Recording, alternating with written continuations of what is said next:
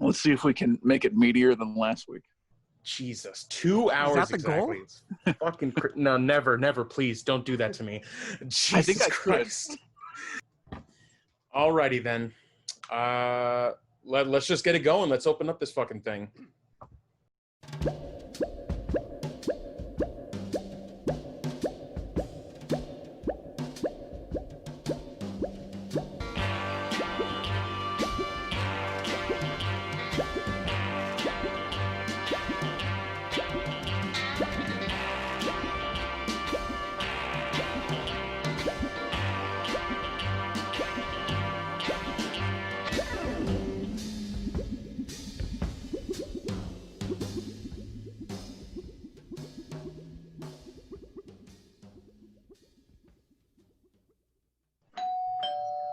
Well, hello everybody, and welcome to Movieland Video, where your three favorite clerks discuss the movies that they've watched this week and what the staff recommends you check out. I'm your host, Tyler Ortega.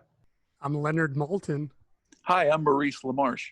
And welcome to episode 4 of the podcast, everybody. We have been doing this for about a little bit longer than a month, and it seems like it's been days. So it's pretty crazy that we've gotten up to this point. So usually we would talk about a thing or two before we would head into the first segment, but I decided that we are going to bank off of what we did in the last episode, where we went in depth about the Rob Zombie Halloween movies. If you guys remember what that was a hell of a discussion. So now we're jumping to present day this episode, where our good old Jason here watched the theatrical cuts, and he's just going to talk about what he thought of those two different versions. So Jason, take it away, sir. Oh.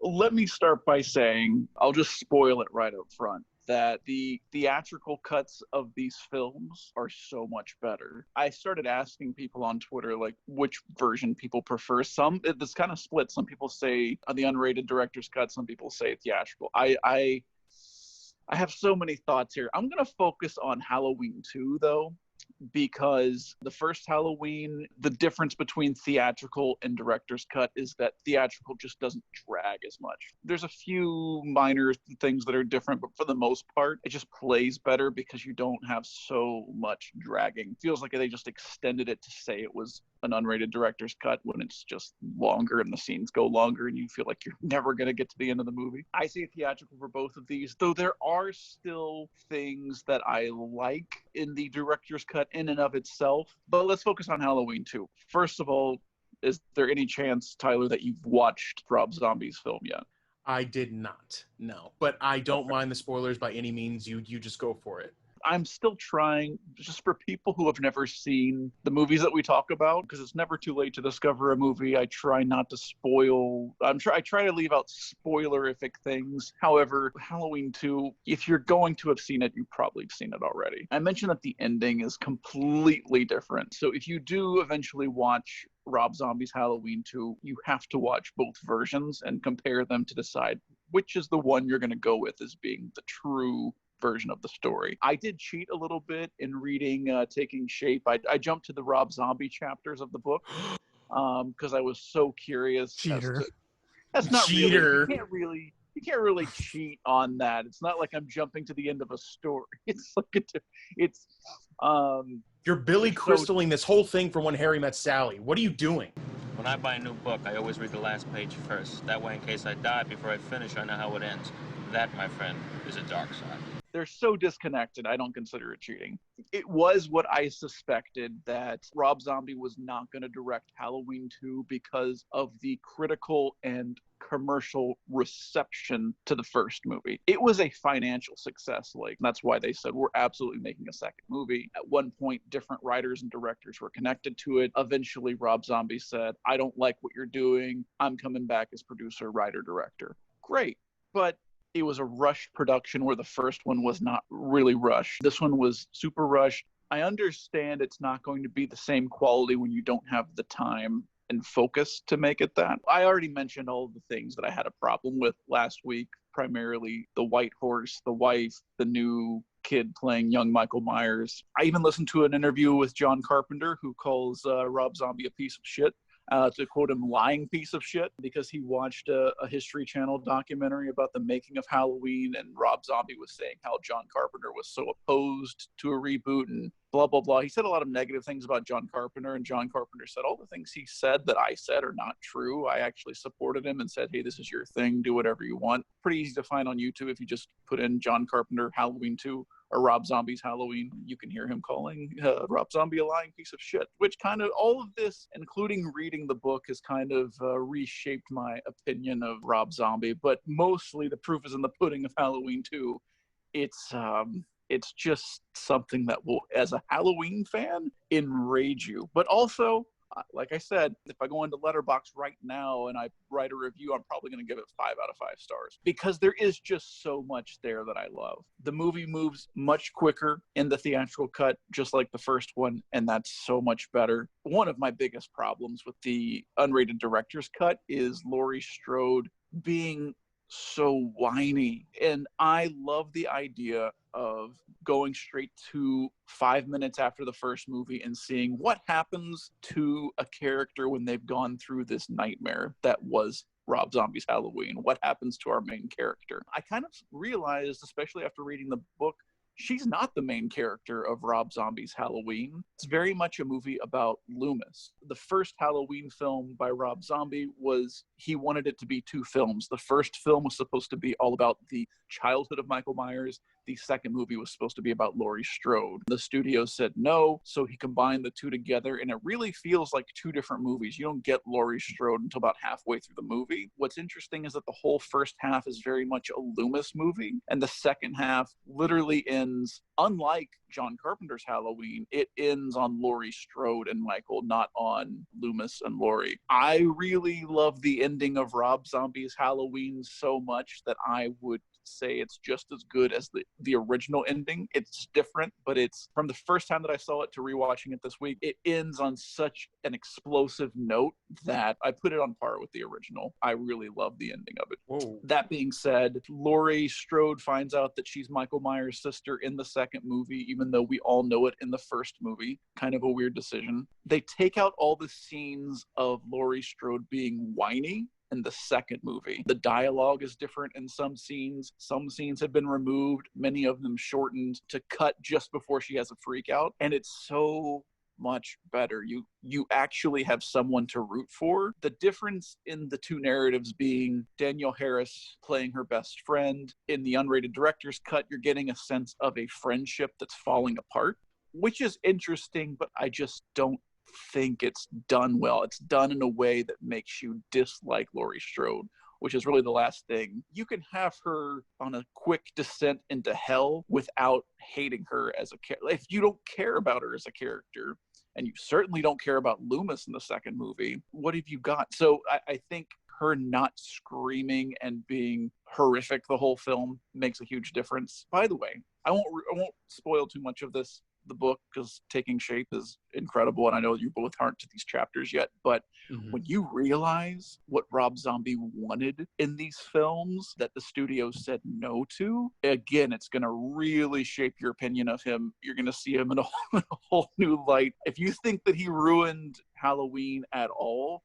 oh God, I've never said thank you to studio executives in my mind while reading the making of a movie, but holy cow. I get that he wants to be Rob Zombie and offensive and like cutting edge and really just like have this in-your-face grotesque shit. Some of the things that he wanted in the movie, like Michael Myers raping his sister with a baseball bat.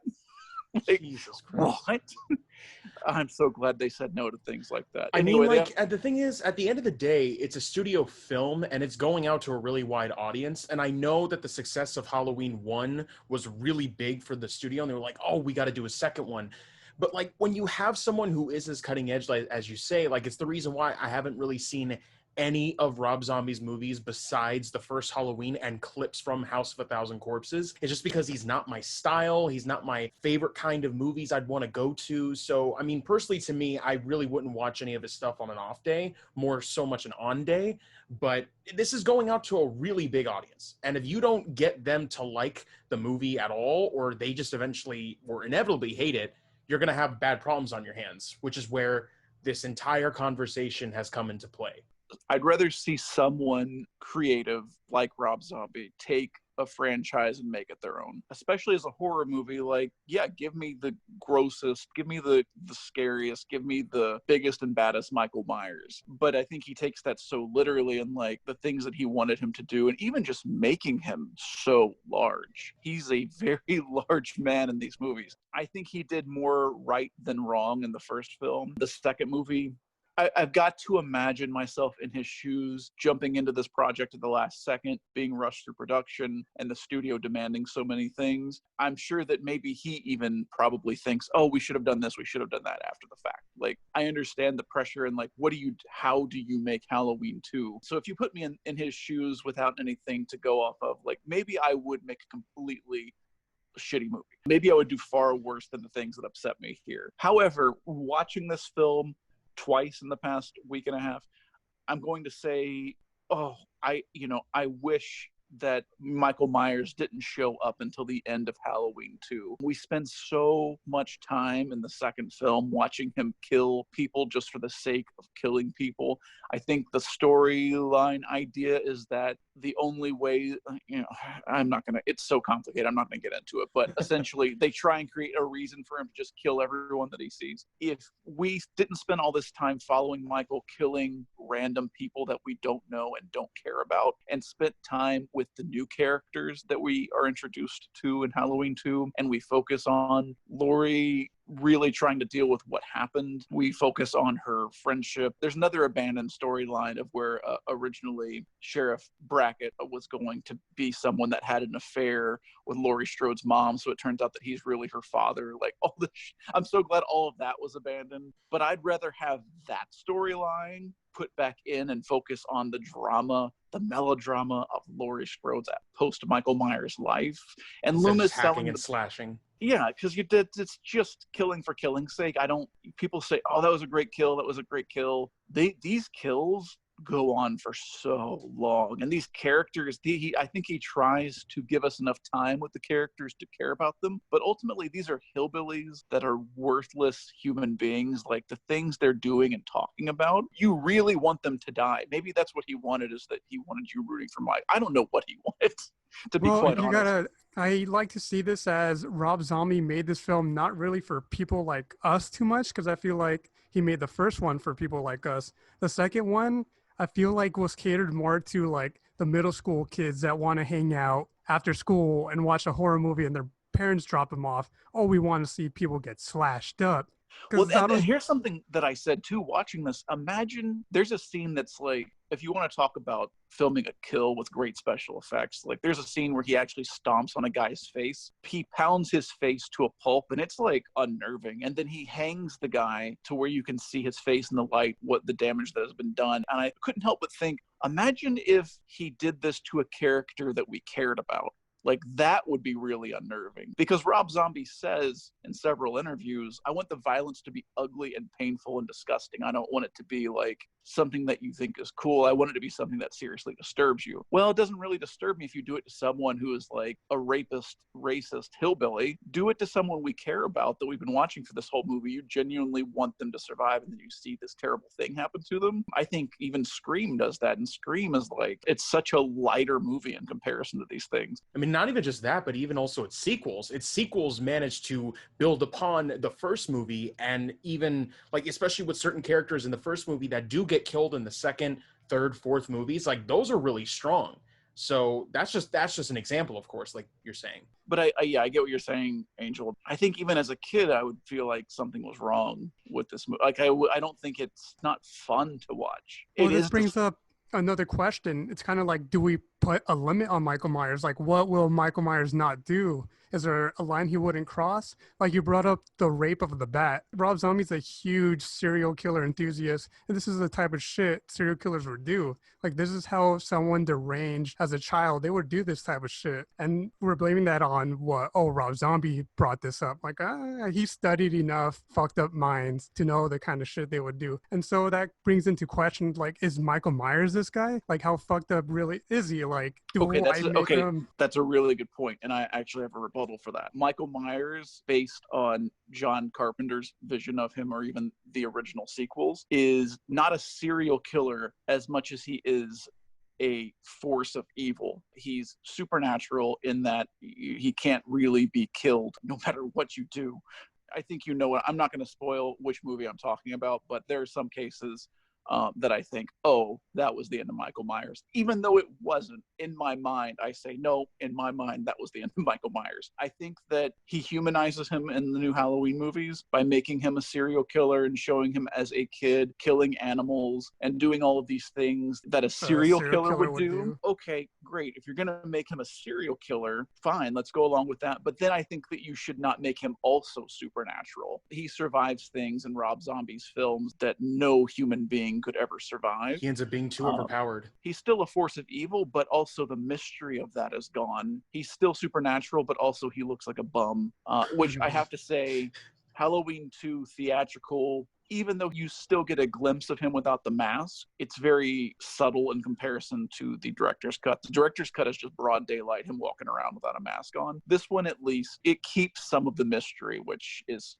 much better. Not great, but much better. If you're going to make this a movie about a serial killer, I would just say pick a lane. Either he's the Shape or he's Michael Myers, the serial killer. Yeah, that totally differentiates the difference between Carpenter and zombies. Like, you just got to dive into that mentality. It's like, oh, this isn't kind of just Carpenter's anymore. But at the same time, I'm a Halloween fan. I love the whole mythology of Michael Myers, but that's not what I'm saying with the Rob Zombie films. With that said, they shipped my theatrical cuts today, and I'm excited to watch sometime this week.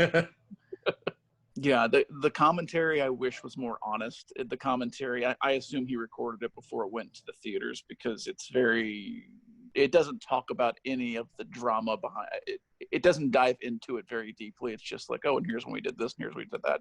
Does he come off like passive aggressive, or does he come off a certain way in the commentary?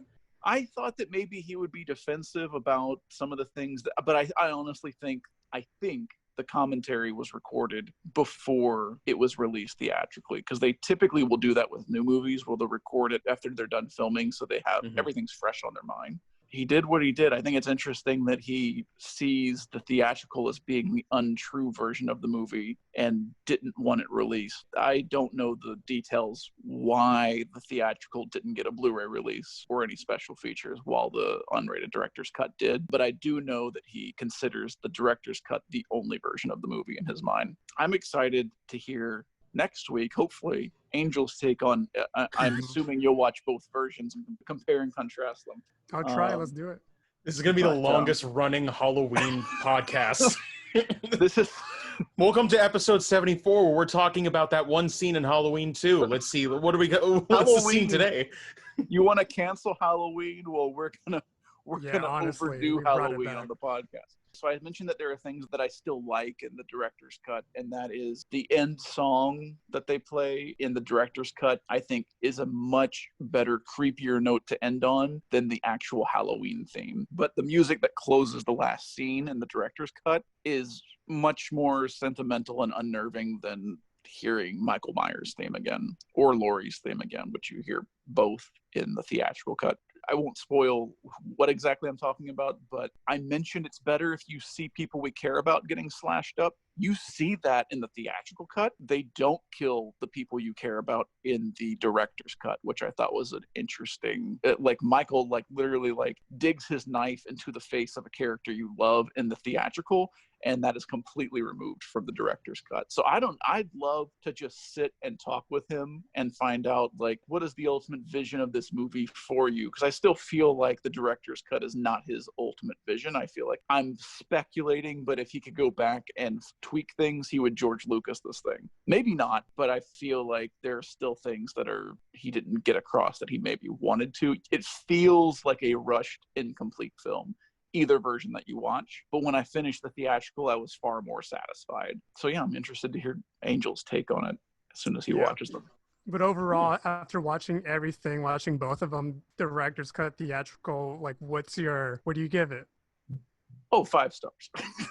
It's still Halloween, and I will take someone who has a vision, even if I don't like that vision, I will take their undying passion to make something the way they want to make it. I'll still take that over something else that I revisited this week is the remake of Last House on the Left. And even though Wes Craven executive produced, I don't know. He was some type of producer on the remake. That just takes something about modern horror, but especially like 2000s horror. Like when you start getting in, I think Dracula 2000 is a great example of like the style I'm talking about. But Last House on the Left feels so polished, and it takes this movie that was one of the greatest grindhouse films from the grindhouse era that just felt like, even though you know who Wes Craven is now, if you go back and watch that original film in the context of it's 1972 and we don't know who made this film, who any of these actors are, or who this director is, it feels like, ooh, maybe something is really wrong with these people, and maybe we shouldn't be watching this. There's something just really dirty about that film, where the new one just feels like, oh, look, it's the girl from Patch Adams. It's just not the same experience. I'm trying to work on the way that I describe these movies that irritate me, horror movies from the 2000s. They are just so polished and slick, and they look like there's a lot of money behind them and movie stars. I don't know. It's just something that's too commercial and too corporate. It's like corporate horror movies. Yeah, that's where the moms drop off the middle school kids to hang out with their friends and watch Last House on the Left in 2009. And get them the original. Yeah, oh my God, because that'd be way too dangerous. That's like a kid watching Cannibal Holocaust. Like, holy shit, we're going to get like arrested for watching this. It's such a dangerous film still to this day, but I love it. Mm-hmm. And then you have like a remake directed by some random guy, but produced by the people who made the original movie. And then coming in like, wow, Cannibal Holocaust, man, can you believe that she's in this movie? Like, what a crazy coincidence. There are some remakes though that I love. I love the new Suspiria. Oh yeah. The Evil Dead remake had the same producers as the original, and it's so much different, but I think that they nailed it. I loved the new Evil Dead. They took the most care into that one. The I Spit on Your Grave remake, I thought that was really good with Sarah Butler. I actually haven't seen that one. I recommend. They're coming out with a new set. The whole collection. Yeah. Holy crap. I can't believe it. That the original film has been so hard to find and so expensive. They're repressing it, the original film. You have it, don't you? Yes, but a very expensive eBay purchase. But I'm glad to see like a nice full collection is coming out, because it's like 6 discs. So I'll probably grab that to watch all of it. I recommend. It's really good. Yeah, I'm very excited about that. Anyway, that's my Halloween recap, and it will continue next week. Beautiful. Halloween in August. And you know what? I'm so glad that I was able to get that out of the way first, because for people that really wanted to hear about it, I got you. I hooked you up. Got you right in the beginning. So now that we've gotten that out of the way, we're going to head into our first segment called Films We Watched This Week. It's films that we watched this week. I mean, it's as simple as it gets. So we'll do the same thing we always do. Start with our amazing Angel, and you tell us what you watched this week. Well, I watched something that Jason recommended me to watch. I watched The Chinese Boxer. Yes. 1970. So this was on Amazon Prime. It was dubbed, but I don't recommend dubbed at all. The Chinese Boxer, starring, written, directed by Wang-Yu. This was Wang-Yu's directorial debut. I wasn't familiar with his work, but apparently he was like the first martial arts icon before Bruce Lee.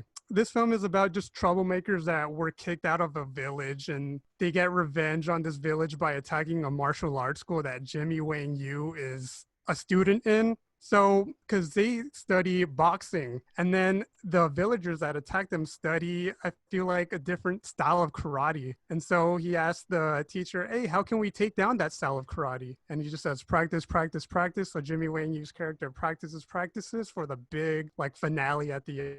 The martial arts in this and the blood effects, to create such crazy blood effects, especially in the 70s, these martial arts films were loaded with crazy blood effects, but it was just nonstop action throughout. It wasn't even like a small romance story enticed in it. And Amazon Prime has a lot of Wang-Yu movies. They have a lot of them. So anyone that has Prime and wants to like start watching this actor, director, screenwriter's stuff, Amazon Prime's the way to go. So thank you, Jason, for this recommendation. I really enjoyed it. Isn't it a fun movie to watch?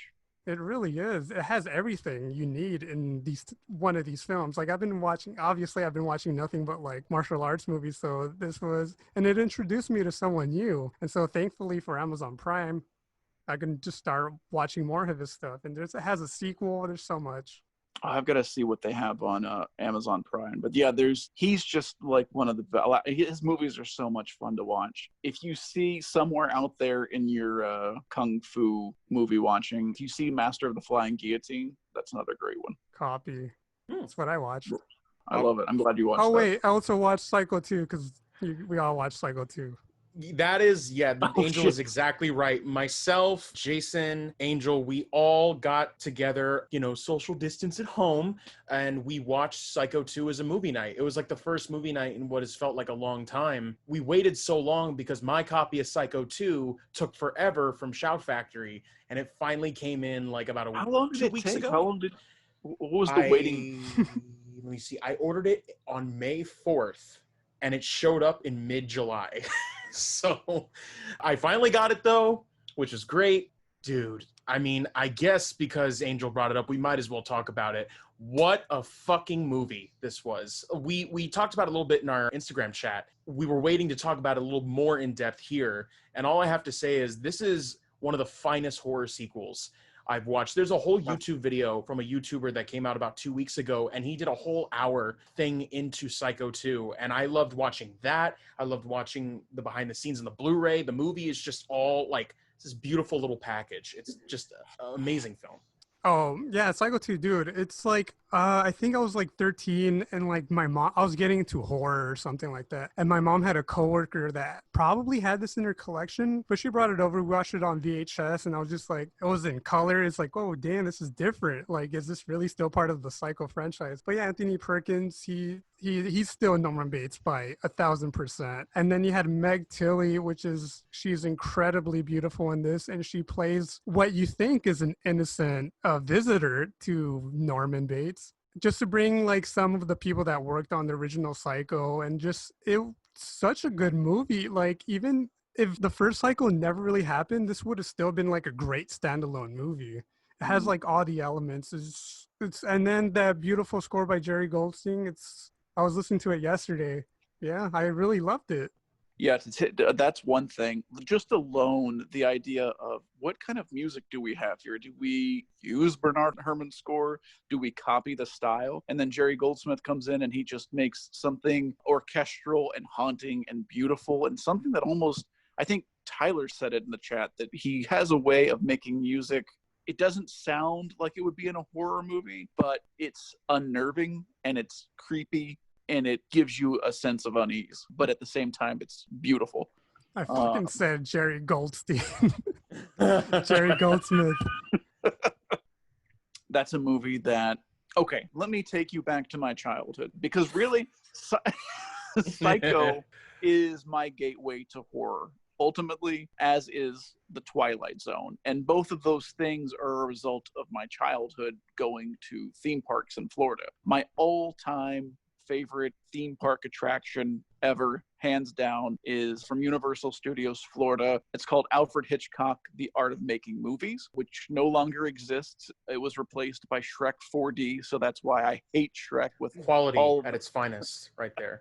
That is why I still cringe when someone says Shrek, because it's directly connected to replacing the Hitchcock theater. I say theater, it's so much more than that. First of all, Universal Studios Florida retained the original Bates Motel Psycho house that they built for Psycho 4's production, which was filmed at Universal Studios Florida. So it stayed on the hill. You have the hotel there. That was a photo op. You could see it even from Hard Rock Cafe across the street. That's something that even if we weren't going into Universal, I wanted to go to the back porch of Hard Rock so I could see the Psycho house. But when you're there to break down the attraction, essentially while waiting in the queue, you're watching a video of, it's essentially an hour-long documentary about Alfred Hitchcock. They're playing trailers, they're doing behind-the-scenes stuff. So you're getting a sense of the making of the movies, or the feel of his films while you're in line, because I didn't know anything about Hitchcock. I opened up a brochure en route to Universal, and you see a full page advertisement for this attraction, and it's his silhouette, and it's the Psycho house, and it's dark, and it's the birds are flying out of the house, and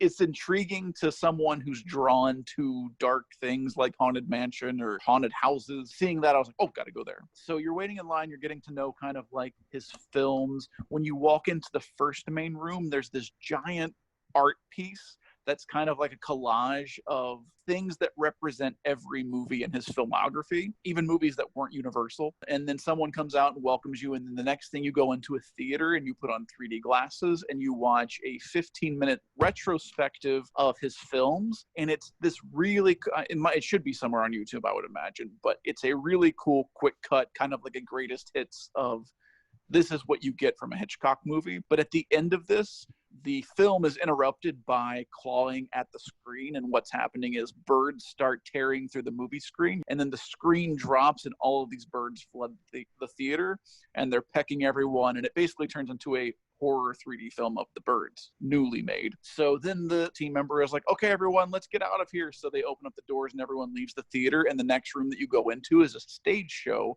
of Psycho. So when you sit down, you see the actual Bates Motel and Psycho house rebuilt on a set in front of you, like you're at a Broadway Psycho show. And they turn on the lights, it starts raining on stage, and then a video plays. Anthony Perkins comes out and he introduces the idea of the shower scene and what Psycho did as far as movie history is concerned. And then they bring out team members to pick a volunteer from the audience to play Marion Crane to get stabbed to death in the shower. So you watch them recreate the shower scene on stage in front of you with a guest from the audience. So that alone is cool enough. But the next room that you go into is, I don't know how many, 6 or 7 set pieces from different Hitchcock movies. So if you want to hang from the Statue of Liberty, if you want to reenact scenes from movies like Saboteur or Rear Window, they have all of these interactive exhibits where you can pick up binoculars and spy on neighbors across the street. In Rear Window, it basically shows you how he pulled off a lot of his visual tricks, but it's like being on the sets of all these movies. The last thing that you have is a Bates Motel gift shop that's filled with Hitchcock stuff. That's where I first bought VHS copies of Psycho and the Birds to take home and watch. There was a giant movie poster of Psycho 2, which Tyler, you said was like the masterpiece shot, which occurs in the film. They used that for the movie poster, and it just says it's 22 years later and Norman Bates is coming home. And it's this giant black poster with the letters in red, this iconic house that you've just learned all about, in my case, for the first time. And then it just this giant R rating. Like, I've never seen such a big R on a movie poster. And I was just like, oh man, it must really be rated R if the R is that big.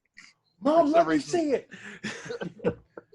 I knew looking at that poster in that gift shop that I was going to get that movie when I got home somehow. I was young. I was like 5th grade. So I was like, I don't know how. I'm going to get that video and I'm going to watch it. Because my parents certainly wouldn't buy it for me at the park. That's another thing that Universal used to do, by the way, is selling movies in the park. And I'm talking about like having full movie stores in the park. They don't, I think it's impossible to find a film in Universal now. Back then, they had movie stores. That was an exciting thing, to go into a Universal video store and say, like, what movies this year am I taking home to watch to learn about this studio? Anyway. I don't know why they do that, by the way. Like, it'd be amazing to go by like the studio store and have like the Back to the Future trilogy and like these nice box sets or Psycho or anything, and you'd be able to buy them and you could take them home. We talk about custom steelbooks. Yeah. You could do that in the park. Like, only at Universal can you get the new Back to the Future, this variant cover. You could really do something cool with that, but I don't know why they don't. I mean, it's a movie studio. Wouldn't you want to peddle your movies there? A lot of problems with it's that like place. going to like Halloween conventions and they never sell movies. It's like, isn't this like a Halloween convention? Yeah. Yeah. So that was my gateway to horror. Psycho, I would say, is the first. I know it's the first R-rated movie I ever saw, which I always thought was like, this is hardcore. It actually says R. Okay, but I don't think it was rated. I don't think there was a rating system when the movie was released. So I don't know if it's technically still rated R, but on their VHS copy, Psycho rated R. But where I first found Psycho 2, 3, and 4 was at my Walmart video store. They had all 3, and that's where I first rented it. I rented all my like R-rated movies there. I remember that's where I rented Pulp Fiction for the first time. Mostly I rented stuff from Movieland Video, but the Walmart video store, and God, I don't have any idea what it was called at this point. They were gracious enough to let me rent all those R-rated movies. But Psycho 2, oh, well, the first time I watched Psycho, I didn't know that, well, this isn't spoilers. If you don't know now that Norman Bates dresses up as his mother and kills people, I don't feel bad for spoiling it. I didn't know that the first time I watched Psycho. When you see the dead mother turn around in the chair and Vera Miles scream and Anthony Perkins run out in his mother garb, I couldn't even keep in mind I was in 5th grade. I was the dummy that needed that exposition at the end to be like, oh, so he dressed up like his mother and he talked to himself. Like, I was so convinced that there was really a mother killing people that it blew my lid. So that being said, Psycho 2, they took the idea of a twist ending and they twisted it and twisted it and twisted it to the point that even an intelligent adult can sit through this film, but hits you with so many things at once that once the credits roll, you're not entirely sure what you saw. It almost makes me feel like the first time I watched Mulholland Drive. When those end credits roll, I was just like, huh? I knew I loved it. I didn't even know what I just saw. But this one, as soon as it was over, I told Tyler, because he said, I think I have more questions than answers. I said, you actually have to take like at least a few minutes to just sit and rethink everything that you just saw. Because it's a lot. But the twist, they all make sense. And then in the end, where a lot of films, you're let down by the logic. The logic here is really good. And the actors are so great that you actually feel for the good and the bad guys. There's not really there's maybe one bad guy in this movie, but there's not really a bad guy. There's people who have mental problems and there's people who have revenge issues. They have issues with things, and all of it makes sense. Like, yes, of course, that would be me. I would be Vera Miles if I was like, if my sibling had been murdered and now they're letting this murderer out and giving him back a job in his hotel. Like, yeah, of course I'd go crazy. I'm going to go on a tiny little tangent here just because I have to say, yes, when I finished the movie, I even texted in the chat to Jason. I'm like, dude, like, you got to explain to me what the fuck just happened. And then after he told me, one of the things that I didn't realize was that last scene in the movie between Norman and the mother, you can't see my quotation marks, but the mother, they didn't tell anyone in the cast and crew that they were shooting that scene. It just said, anyone who is working on this scene on the last day, you will be told the scene. Everyone else is not allowed to know what it is. That's awesome. I thought that was really cool because that last scene, it blew my head open too. I was like, what the hell is going on? Like, this is what I will say though too, is that I felt for Norman this whole movie, and I didn't even feel for him in the first movie. This movie made me feel so much sympathy for him because he desperately wanted to get better. Sorry, spoilers. You know where you're at right now. You're episode 4. You already know what's up. But still, it's like knowing that Norman wants to get better and he takes this job and it's these two that are messing with his damn head. I just felt so bad for him. And then that last scene when he's going up the stairs and it's all starting to happen again, like I already told you guys, but like it hurt me so much. And that last scene, while it's so fucking gorgeous to look at and I want that poster so badly, it makes you feel like this pit in your stomach, like this could have been different. But because it's the way it is and this is the reality of the movie, this is what we're getting. And it honestly didn't even feel like a cheap knockoff to go to a third movie. It felt like that was the ending it needed in order to progress into another movie if it came. I thought it was a brilliant ending to the movie. I thought everyone did a tremendous job, and it just made me feel like Richard Franklin and Tom Holland and everybody just got the source material. Like they understood what they were doing. They took the time to make a proper, good movie, and they killed it. The only thing that did upset me was that Anthony Perkins and Meg Tilly did not have good chemistry toward the middle of the shoot. They said they just started to hate each other because Meg Tilly didn't even see the first Psycho, which I'm like, she didn't see the first Psycho. She didn't even see this attitude coming in, like who is this guy? Like, that's Tony Perkins, bitch. He's like, why is he getting all the attention? He's literally coming back 22 years later after one of the most successful horror movies of all time. Like, what the hell are you? What's up your butt to try and be like, no, this movie should be about me. And granted, she's really good in it, but still, she's great. You shouldn't have that mentality going into something that is a big, successful film going into a sequel. Like, that's the worst mentality you could be going into. Again, regardless of the whole situation, this is a phenomenal sequel to a horror movie. I cannot wait to watch Psycho 3 when it comes in another 7 months, but I can't wait to watch it. I'm very, very excited. And the fact that Psycho 4 is coming in first upsets me a little bit, but I will accept the situation regardless. Yeah.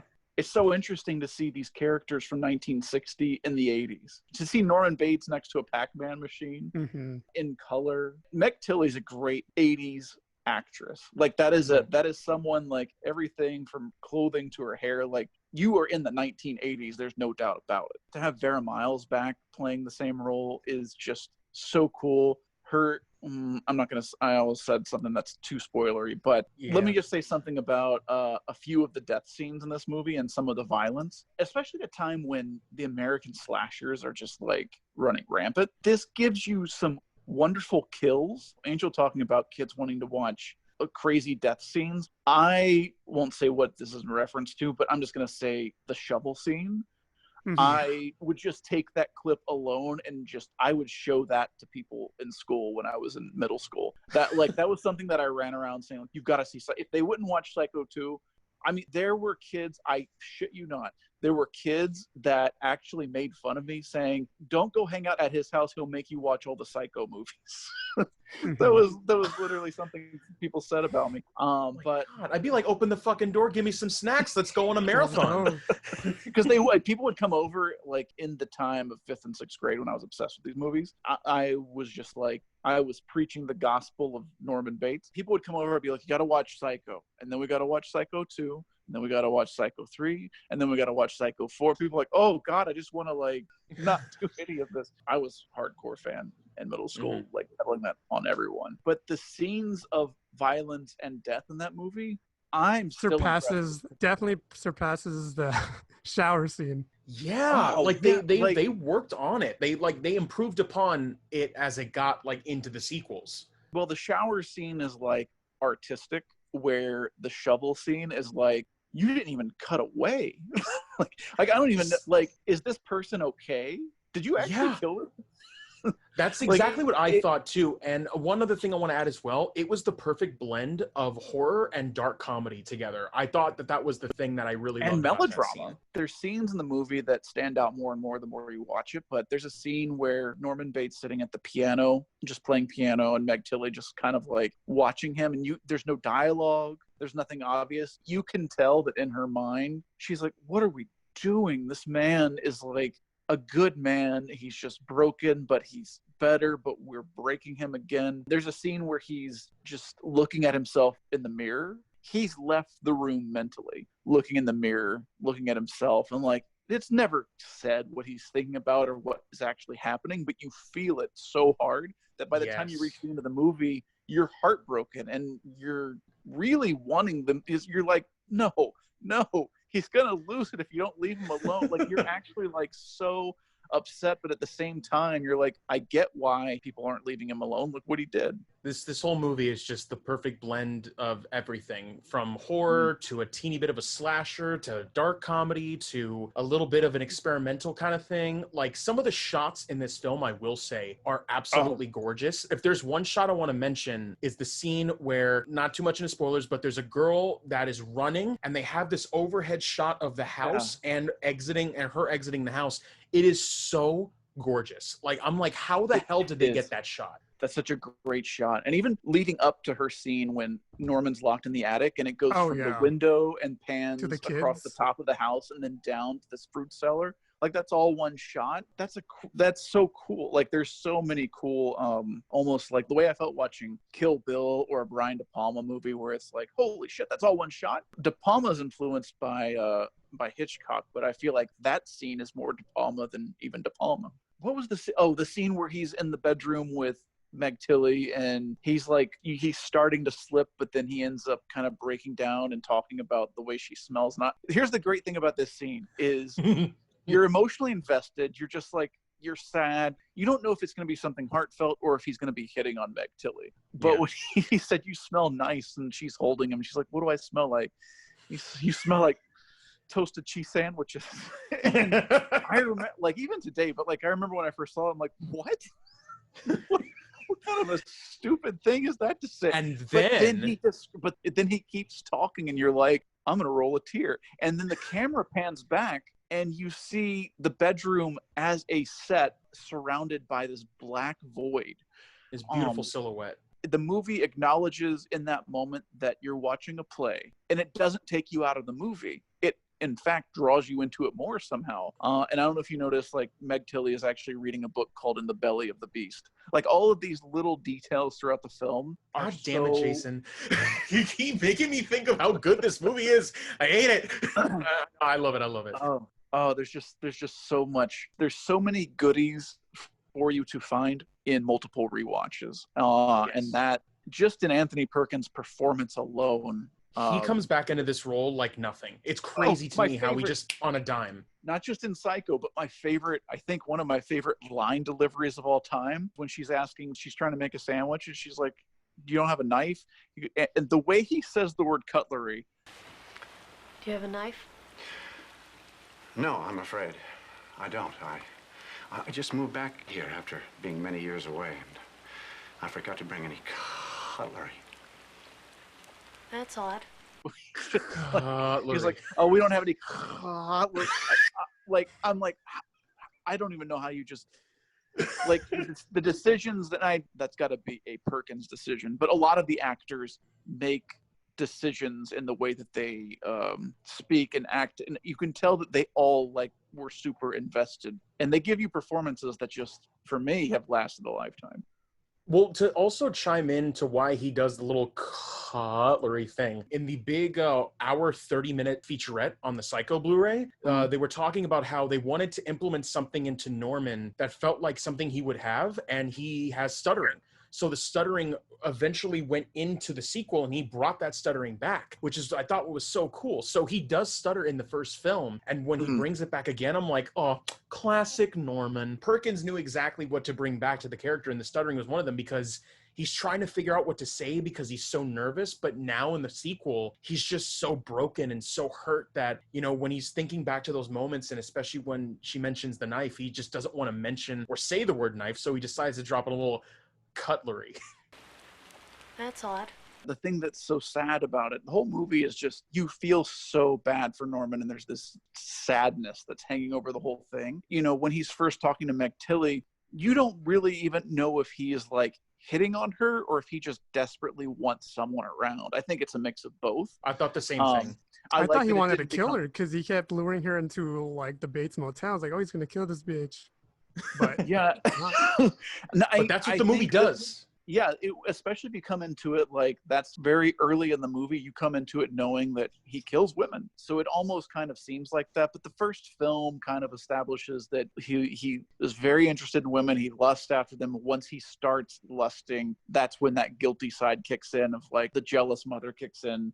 Don't talk to these sluts. Yeah, he's simping all over these random women. Like, he's got to take it easy for a second, you know? When he's so upset that she's leaving, and he kind of has that jealous schoolboy thing of just like, okay, yeah, you got to go. Okay. But it's also like, it's more about not wanting to be alone. He doesn't know this girl. He just knows he doesn't want to be alone. He needs company. He's spending the night in this house where all of this horrific stuff happened. There's just, welcome back. You've restored to sanity. We're going to drop you off right in the pit of all your nightmares. So just thinking of it in terms of but he establishes himself as a upstanding citizen with all the Toomey scenes of, like, this is not a sex drug motel. This is the Bates Motel. We have a good name. Like, no, you don't have a good name. You're the, like, he's trying to be wholesome about it, but yeah, all the backstory of it is just very fucked up. The way he describes the murder of his mother. Did they tell you what I did? Poison her tea, you know. Like classic mother-son things. Way to describe the murder of your mother. you know. Yeah. It also goes back to the, like, what you were just saying right now, involving the house and all of his pit of nightmares. Like the whole first scene with Robert Loggia and him, and he's just stepping into the house, and Loggia just goes, "Well, you sure you don't want me to get you a place?" Like, no, I'd be here. Like, he's wanting to face his fears, like what Meg Tilly does in a later scene, like, well, you're never going to face your fears if you don't go into your mother's room. So, you know, there's people trying to push him a little bit to make him feel less scared of being in the house. And Norman taking that first step into staying in the house was a good first step. But then he just walks up those stairs and he sees that note, and all of a sudden you're like, oh, motherfucker. The great thing about that scene, you see I don't know what you thought when watching it, but you see the note and then you immediately see him hallucinating or remembering the past. So you really don't even know, especially because these notes seem to disappear. You don't even know if the notes are real. You don't know if you're seeing things through his eyes, because you do see things through his eyes in the movie. Are the notes real or are they imagined? So even that, by the end of the movie, you kind of start feeling crazy yourself. Like, I don't know what's real and what's not. But the great thing is it's all there. If you go back and dissect it, like, this is obviously a dream because there's the cross dissolve, and this is a real note because he was holding it in his hand. But as you're watching it, it's too much, too fast. You can't process all of it. Fun fact, in that scene when it does the flashback and the little kid or little Norman standing where the doorknob is showing his reflection, that was Anthony Perkins' son. That was a really cool little... Yes. So many little nuggets in the movie. So many little Easter eggs that you don't know that unless you know that. And when you know it, it makes it even more special. To this day, find out things and I'm like, really?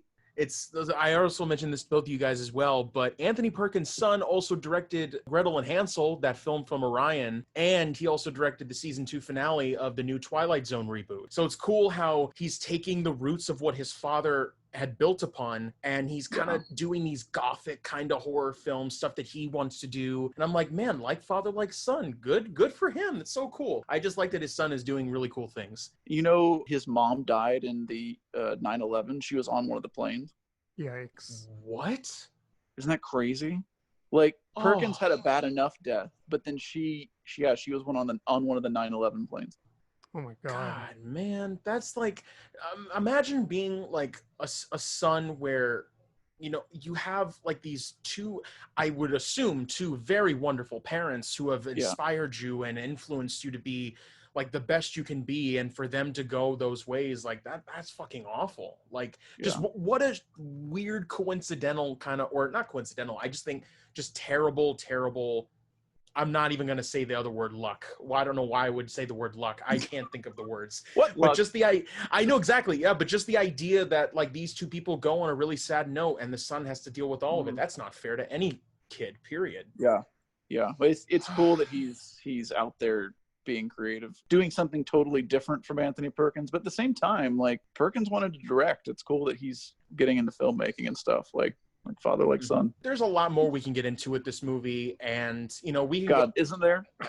Like Hilton A. Green coming back from the first film and being able to help out on all the other Psycho films, all the way down to like having all these homages of shots in Psycho 2 and the cinematography. I saw a clip or two, I did not see a trailer, of just Psycho 3 and hearing the cinematography is incredible in those films, and Carter Burwell doing the score for Psycho 3. Like, we can get into this whole topic of Psycho, and I don't want to we've already gotten a lot into it, but I don't want to get too into it now. We're 30 minutes.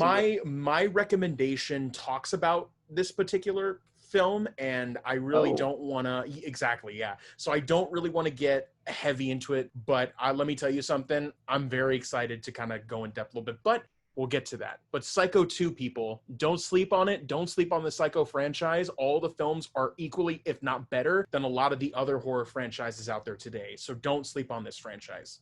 Yeah. Yeah. Also, if you're like a Halloween fan, John Carpenter named a lot of his characters from the Psycho series. So when I heard Marion Crane, I was like, wait, Marion Chambers? And that was named after Marion Crane, obviously, and Sheriff Chambers from Psycho. And of course, you have Loomis and all this. And Psycho 2 was originally supposed to star Jamie Lee Curtis in Meg Tilly's role, which, can you imagine? Like, I honestly, the performance of Meg Tilly, like, I love it and I wouldn't trade it. But the idea of Jamie Lee Curtis playing the lead in Psycho 2 after her mom in the first, that would have been so cool. I'm happy with how it is, but I love that was just even a possibility. Yeah, the director Richard Franklin just finished directing Jamie Lee Curtis in Road Games like that same year he did Psycho 2. Yeah, that would have been wild. And that would have been after Halloween, too. So I'm sure she was like, you know what? I think I've made my point. I don't know why she pulled out, but I think she said she was shooting Trading Places. So she didn't want to, she said it was either that film, Trading Places, or Psycho 2. And I think because she wanted to try and branch out from the horror genre, I think Trading Places was the way to go for her. So, and honestly, stellar performance in that movie, so I'm not complaining. Yeah, love that movie. Angel, did you watch anything else? Just my recommendation. That's just 3 movies. So who's next? Okay. Yeah, obviously Psycho 2, which was nice to have a movie that we all 3 watched as a movie night to discuss. I've been recommending this. I think this is my 3rd week recommending this. I've been recommending it as I go along, but I can proudly say that I finally finished the Lindsay Baker box set, bonus features and all. Tyler, do you have this yet? I can't remember if it's arrived yet. I have all of my Severin films. I am going through the Severin lineup as we speak, but I will get to that box set. I promise. Okay. So I watched A Quiet Place to Kill, aka Paranoia, this week, as well as Knife of Ice. These movies, like, I was excited to watch them, but I did not anticipate loving them as much as I do. I will rewatch all of them, and even though I've watched some of them in the past week, I've watched them 3 times because there's 2 commentaries on at least one of the movies. There's so much bonus here, and all the bonus is wonderful. I'll get to that in a second. A Quiet Place to Kill from 1970 might be my favorite of all 4 films in this box set. All 4 of these movies, the less said, the better. I'm not going to go too much into the storylines. I kind of anticipated these are 4 movies in the same genre by the same director with the same star. I was going to think they were going to all blend together. Like, it would be hard to talk about, like, jump back and forth talking about them. But they are all so unique unto themselves. When they're all giallo films, they're all kind of focused on some of the same themes. That being said, they all are very much separate films that don't blend together, which I think is impressive. Quiet Place to Kill, I don't even want to say why it's my favorite, but from acting to cinematography to the writing and directing, this one just feels like this is the tightest of all 4 of the movies. I will say, if you watch this film, feels very much like a Hitchcock movie, but I think I like this better than a lot of Hitchcock movies, at least on first watch. I listened to the commentary, and Quiet Place to Kill specifically is commentary by Sam Deegan. She is a co-host of Daughters of Darkness, a podcast which I listened to a little bit last week. I've listened to an episode before, but I started diving in this past week. Oh my God, it's her and Kat Ellinger who does a commentary on another film in the Lindsay Baker box set. And I think the first time I fell in love with them was listening to Flesh Pot on 42nd Street. They do the commentary for that together. Oh, wow. But holy cow, just speaking about podcasts specifically, Daughters of Darkness, they are so not only funny and engaging and well-spoken, something I don't even really can say about myself. When I listen to their podcast, I think, oh my God, I hope no one listens to them and then listens to me talk, because it's so well thought out. They know their shit. They know things that first of all, here's a crazy coincidence. When I was listening to the commentary, afterwards I looked up Sam Deegan. I'm like, who is this? And I'm like, oh, she's Daughters of Dark. Okay, she's Daughters of Darkness. I just didn't know her name. Now I do. And I was like, okay, she is an editor of Diabolique magazine, which I don't think they do print anymore, but they're, I want to say, like near 30 issues. And it's kind of like a Rue Morgue Fangoria magazine. Reading about it, glancing over their website, I'm like, okay, I got to get all these issues. She wrote a book, or I guess you would say edited a book called Lost Girls, the Phantasmagorical Cinema of Jean Roland. I said to myself, who's Jean Roland? Or as I said when I first read, I said, who's Gene Roland? I didn't know how to pronounce it. I look up Redemption has all of these films on Blu-ray from this director. The book is just nowhere to be found in print. I finally found a PDF on the website of the company that sells it. She picked this one book. It's all female writers. She edited the book and she got a bunch of female writers to write about this director, who I guess historically might have been looked at kind of like in the way Jess Franco was, maybe sexist, maybe like kind of not handling females well, but when in reality they both handle females beautifully, to the point that she said, I want all female writers for this book to write about these movies from a female perspective. Because and in their podcast, they actually do a podcast, her and Kat, that's devoted completely to Jean Roland, and they're both saying how outraged they are by anyone on Twitter who calls him sexist or calls these movies problematic because they're so beautifully made from a female perspective. So all of this sucked me in, and I said, I've got to see these movies. So immediately jump on Redemption, start placing orders, and I shoot into the chat, hey, have either one of you seen a Jean Roland film? And of course, Angel just ordered the same movies that I did. So another weekly installment of crazy coincidences in movie world. I don't know how we're on the same page. I didn't even ask you what led you to the ordering of those Blu-rays. I was just on Kino's site because I talked about the Manuel films, and I know Kino had the Manuel films. And you're like, dude, I've been looking at these vampire films for a long time because this set came out in 2014. For me to order it, it's like, you know what? I'm finally just going to get it. I have a new shelf coming in. I'm going to have more space for box sets. I need more box sets. A day later in the chat, Jason tells me, have you guys heard of Jean Roland? I'm like, bro. So I showed him like a screenshot of my order and he gets them the same day. So there's nothing in me that made me want to just buy the films. I just bought them. It's just random, like just other than just seeing them before. Like I have it's no not idea. Like these are new releases. This is such a random collection of movies and director for both of us separately to have not ever discussed it the same week, order the same movies. That's crazy to me. You guys totally sure you weren't in the same mind-boggling. hospital, or you guys weren't born at the same? Good like grief. you guys think we're separate times, born at the same time? I think who we're knows? just Virgos. Yeah, maybe that's it. Maybe it's a Virgo thing. Virgo vampires. Because I was Yeah. like, dude, does he have like my password to my emails? Does he see all my PayPal receipts? I have no idea. Text a day later. So did you get that box set? How the fuck did you know that? So yeah, other movies, there's a set of vampire films, which is, it seems to me to be the most popular, but then films like Fascination, Night of the Hunted, Living Dead Girl, The Grapes of Death, Lips of Blood, all of these things I've read about from Blu-ray.com to Tim Lucas to all these people raving about the film. So I'm like, okay, I got to see these. I've got to jump into a new director at a time when I'm jumping into like several new directors, but this one just grabbed me. The second film in the Lindsay Baker box set, the fourth and final one, is Knife of Ice from 1972. This one is, okay, this is the one movie that I'm going to say adjust your expectations if you're a Giallo fan, especially if you've watched the first three movies in this box set. You come to expect certain things from these movies, which is a heavy degree of sexuality, nudity, bloodshed. There's very little blood in this movie. There's virtually no sex. I would say you don't even really have sexuality. Like there's nothing like sexy in this movie. So at least the no violence, no blood, no sex kind of threw me off, making me feel like this movie's a little bland in comparison. So go into it adjusting your expectations. It is not you could still say it's Giallo, but it is not the same kind of movie as the three that came before it. If you can adjust those expectations and get beyond the opening credits scene, for some reason, this isn't a spoiler because it has nothing to do with the movie, and it's the first thing you see. The opening credits has a documentary footage of a bullfight where they slaughter the bull, and it's real. That's kind of a strange way to start the movie, especially since this movie is not about bullfighters or bullfighting or anyone that even goes to a bullfight, from what I remember. But seeing that as the very first scene really made me feel like, ugh.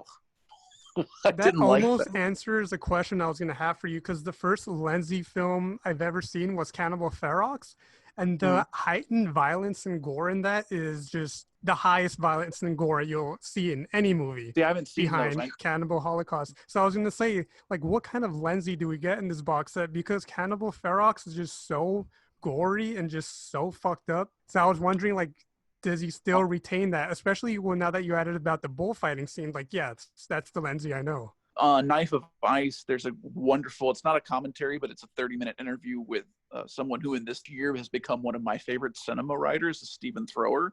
He wrote the book on Fulci, Beyond Terror. He wrote Nightmare USA. He wrote The Delirious Cinema of Jess Franco. His writing and his commentary and all the things that I've seen and read from him are just incredible. And he gives a great 30-minute recap of kind of all of the Lindsay Baker stuff, but really dives into Knife of Ice. But yeah, he kind of talks about that, how as of right now, or at least before Severin, Lindsay was known as like the king of the cannibal movies. That kind of filmmaking is what he's known for. But what's interesting about him and so many other directors from this time, he's someone that did everything from science fiction to romance to musicals to horror. Like he did kind of everything. And this is his, I would say, I keep comparing it to Hitchcock, but definitely bloodier and sexier. You're not getting cannibal Lindsay in this. You're getting him taking on a different genre, which I think is even more impressive because it's someone like Stanley Kubrick, where it's like, oh man, The Shining, such a great horror movie, and oh man, Doctor Strangelove is such a funny satire, and oh man, like you kind of go down the list of Full Metal Jacket, what a great war movie. 2001 is not what you would think of when you think of sci-fi. Full Metal Jacket is not your typical war movie. Same thing with these. These are not your typical murder mystery giallo movies. These are very unique unto themselves, where you can compare them with other movies like them, but you're getting wonderful filmmaker with a crazy vision for these films. That's what I'll say. I don't want to say any more than that because there's so much fun to be had watching these, not knowing anything about them. Don't watch the trailers. Don't read about them. Just go in blind. That's the best thing I can say. Yeah, Lindsay was second choice to direct Fulci Zombie, but instead he went on to go make his other zombie film, Nightmare City. Oh, the next movies I'm watching from him are definitely the cannibal movies. I'm excited about seeing that Lindsay. Brace yourself. I'm ready. I'm ready for that. Moving down the list of things that I've watched. I've been on a Barbara Steele kick, someone who I've been aware of. It's kind of like you watch these movies your whole life, and something even like Piranha that ends with her, you're so aware of a person, but you're not at the same time until one day something catches your attention and you realize, oh, this person had this whole library of films that I haven't seen, and they were revered, and I always just thought of them as just like this background, supporting player, when in fact at one point in time Barbara Steele was huge. So I started diving into her filmography, and one of the things that stood out to me was something recent, a film which I'd never seen. I even would say I forgot about it, but I ordered a Fangoria issue where she was on the cover, kind of a painting of her on the cover, and they do a tribute to her career. Flipping through the pages of that, you reach an interview with her about the making of Lost River, which is a film written and directed by Ryan Gosling. And that just blew my mind. That Ryan Gosling wrote and directed a film which featured Barbara Steele. She's not starring in it. She's, I would say, a main character. She's like the and Barbara Steele character. So Lost River was a movie that I watched this last week, and I watched it so curious and going into it knowing that it had terrible reviews for multiple reasons, one of them being that it was pretentious and he didn't have his own vision. He was copying other movies and blah, blah, blah, blah, blah. They compared him in a negative way to David Lynch, saying it makes as much sense as a David Lynch movie. And I said, ooh, well, you got me. You sold me. You're saying that as a negative, but I'm in. Lost River is very well made. I don't want to dislike it. It's not something that I was crazy about, to be honest. It's just something you've got to watch, and then we can talk about it. I can't even describe to you the movie or my feelings on it unless you've seen it, because there's some things that it's just like, you could say a scene from the movie and then, oh yeah, that scene. But it's hard to describe if you haven't seen it. It is a movie that feels like he's trying to make his own Suspiria or trying to make his own film in that realm. I do see where people say like, oh, he's copying this and that, but I don't know. So does Tarantino. I just think that Tarantino does it in a way that is entertaining for all, where this movie is, if you're not really in the mood to just feel a movie and not comprehend a storyline, you watch this movie just to feel what's happening, but not actually make sense of it. I don't necessarily know that there is sense to be made so much, but it's worth watching. It's interesting as a first movie from Ryan Gosling. I want more, and I hope this doesn't mean we don't get any more from him because it was so ill-received, but interesting movie to fall through the cracks considering that it's a Ryan Gosling movie. It just kind of fell by the wayside, and it was made by Warner Brothers too, which you think it's a big budget. It's like not even like what's their indie company? Like when it's Warner Brothers, I can't remember what it is. I think it's like Warner Independent. I think it's just something like that. Yeah. This was Warner Brothers. Like I was like, oh man, they really backed this. That's like when P.T. Anderson puts out a movie. They're like, we know it's weird. We know a lot of people won't get it, but it's a Warner Brothers picture. I respect. And it has a hell of a cast too. It has Christina Hendricks, Saoirse Ronan, Matt Smith, Ben Mendelsohn. Like, it's a fucking huge cast. Like, it's even crazier to me. It's worth watching. There's a lot of great visuals there that, as an image unto itself, you'll never forget. Like the one we talked about, the cover, the person standing outside the building that looks like you're walking into the mouth of a demon. Lots of really cool visuals. I'm interested to see what you guys think if you ever watch it, but I will definitely watch it. It's worth watching.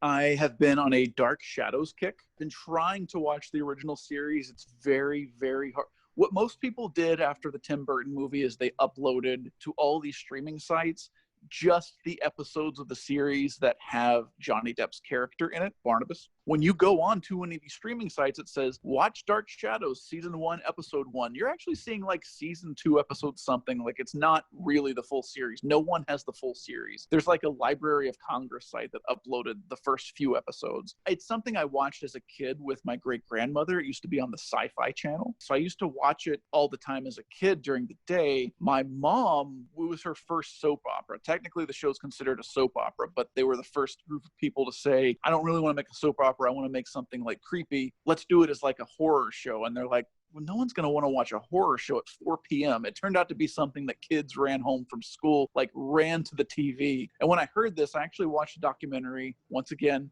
directed by David Gregory. He just directs every documentary out there. So I watched that documentary and it's wonderful. And after watching it, I realized like, oh, this is like when my mom was growing up. So I asked her and she said, oh, with Barnabas, that was my first soap opera. She's like, I know it's kind of hokey now, but like I ran home from school every single day to watch it. She said the exact same things that Tim Burton said, that all of these people interviewed in the documentary said. The documentary sucked me in, started watching from episode 1, the original series. The revival of the show in 1991 stars a very young Joseph Gordon-Levitt and Barbara Steele. So I thought, wow, I didn't know that she was a part of Dark Shadows until watching that documentary. And I had already started my Barbara Steele thing. So I was like, okay, add this to the list. The 1991 revival lasted 1 season. The original show is very odd. I think odd is the best way to put it. Sometimes intentionally funny, sometimes not. They aired 5 days a week.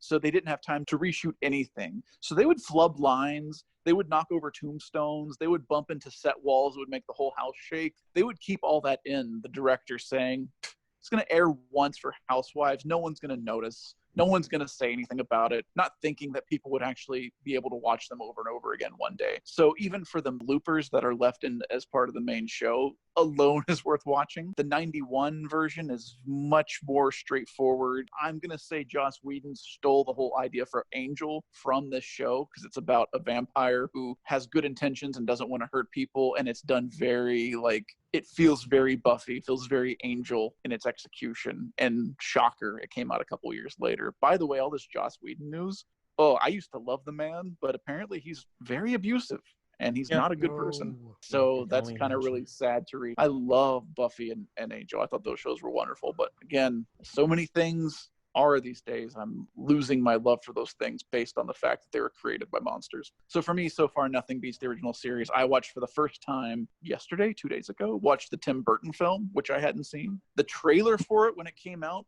turned me off so hard.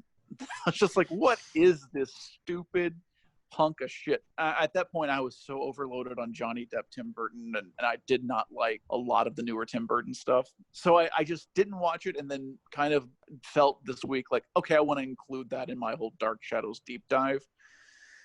And man, it's not good. There's moments and there's great actors in it, but it's not. I don't know if you guys saw that movie, but No. I saw it in theaters. I remember vividly. I have only seen it once. And I saw it in theaters. That's because, see, my mom is a huge Tim Burton fan, loves everything he does. So when my mom found out, my mom knows jack about movies, but when I told her about it, she went, we have got to go see this movie. You and me, first day in the theater. So we went to go see it opening weekend. And it was about as forgettable as expected. I mean, again, man, even when I was, how old was I? Because let me see. I think I was about 2012. Yeah, 2012. So I guess I would be like, God, math is awful even now for me. Don't even tell me. I'll just be depressed if I know how young you were in 2012. 10 or 11 years old, I think. Keep going. Yeah, so It was... No. Tyler, you're keeping it in. The thing that I remember, look, let me rephrase that. I was around 10 or 11 at the time. And just being in the theater at that age, I was like, dude, you're not going to watch this anytime soon. And I was right. There are so many amazing Tim Burton films like Ed Wood and Edward Scissorhands. And you know what? I can name more, but for the sake of the pod, I'm not going to do that. You can find it yourself. But Tim Burton is an incredible director. But when he's jumping like from movie after movie that no one cares about, like this movie, I'm just like, dude, just leave the source material like it is. There's no need to go back and revive something that no one really is going to care about, especially if Johnny Depp is attached to it. Like, who cares? And well, this goes along with what I was saying about Rob Zombie, is if an artist, and I consider Tim Burton an artist with a vision, at least he used to be, Tim Burton's take on something that he's a huge fan of. You know, this week I thought, why haven't I seen this? Because Tim Burton was also a huge fan of Ed Wood, and Johnny Depp played him, and that was one of my favorite movies of all time. Now, why wouldn't I trust him with Dark Shadows material?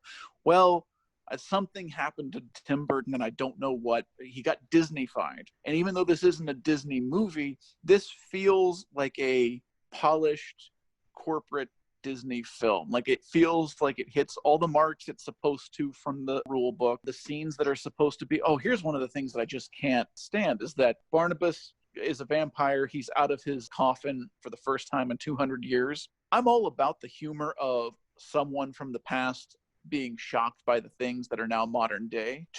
They do it so poorly.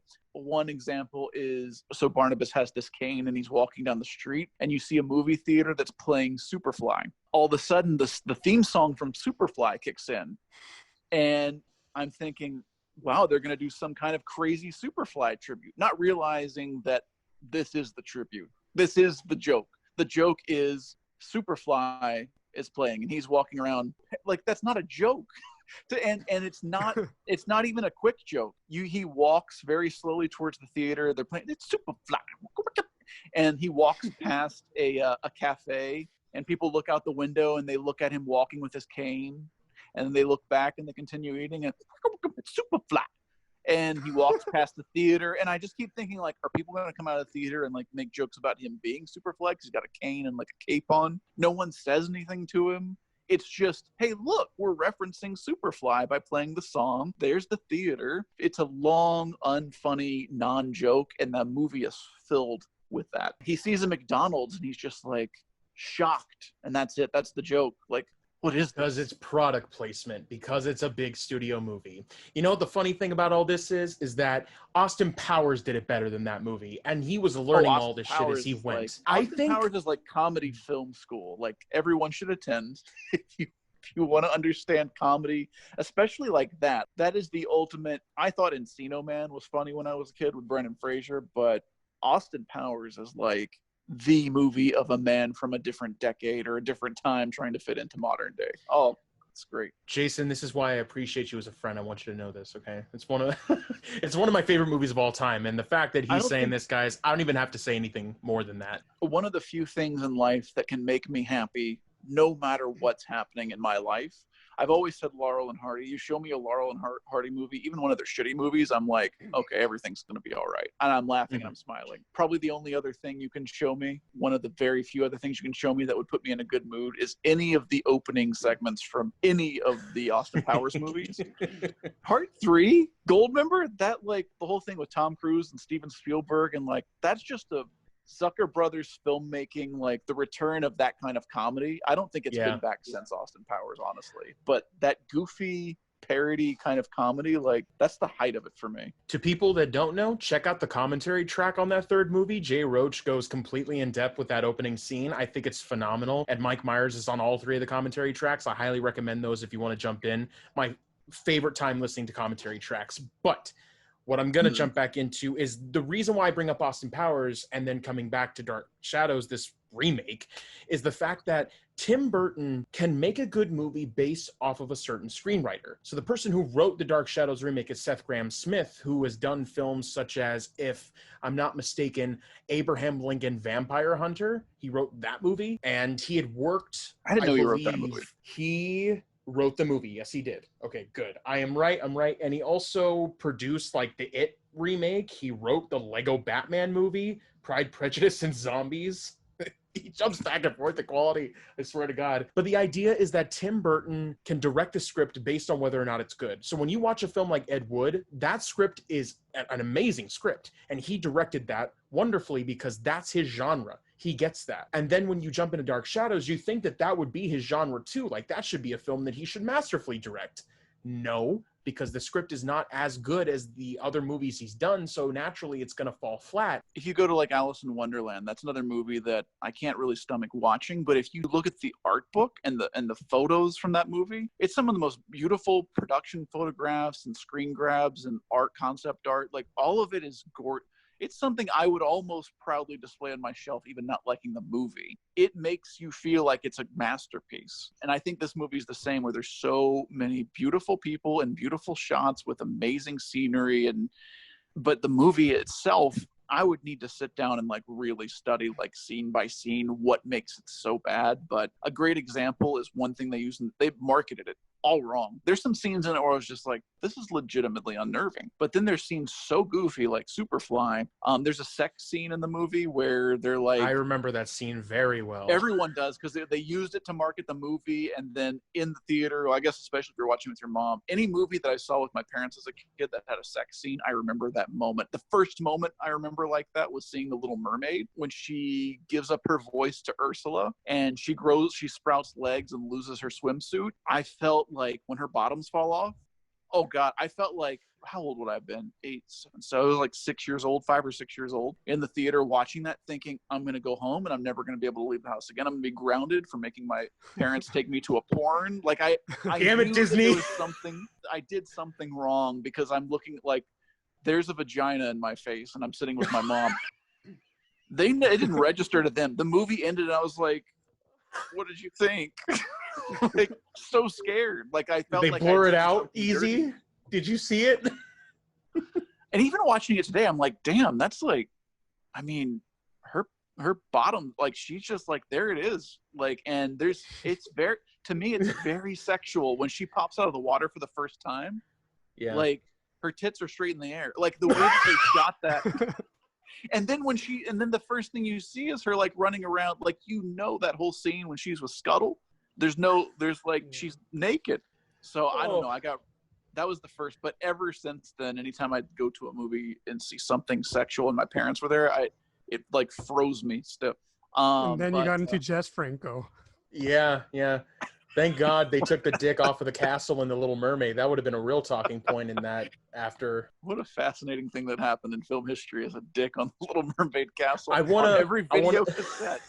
Man, I want to mention before we continue this, by the way, I almost saw The Wolf of Wall Street with my mom in theaters, but she beelined at the last minute and we saw something else. And I always think to myself, what would have happened if I saw that crazy ass, almost fuckfest of a movie with my mom? I wouldn't be able to talk about anything with my mom again.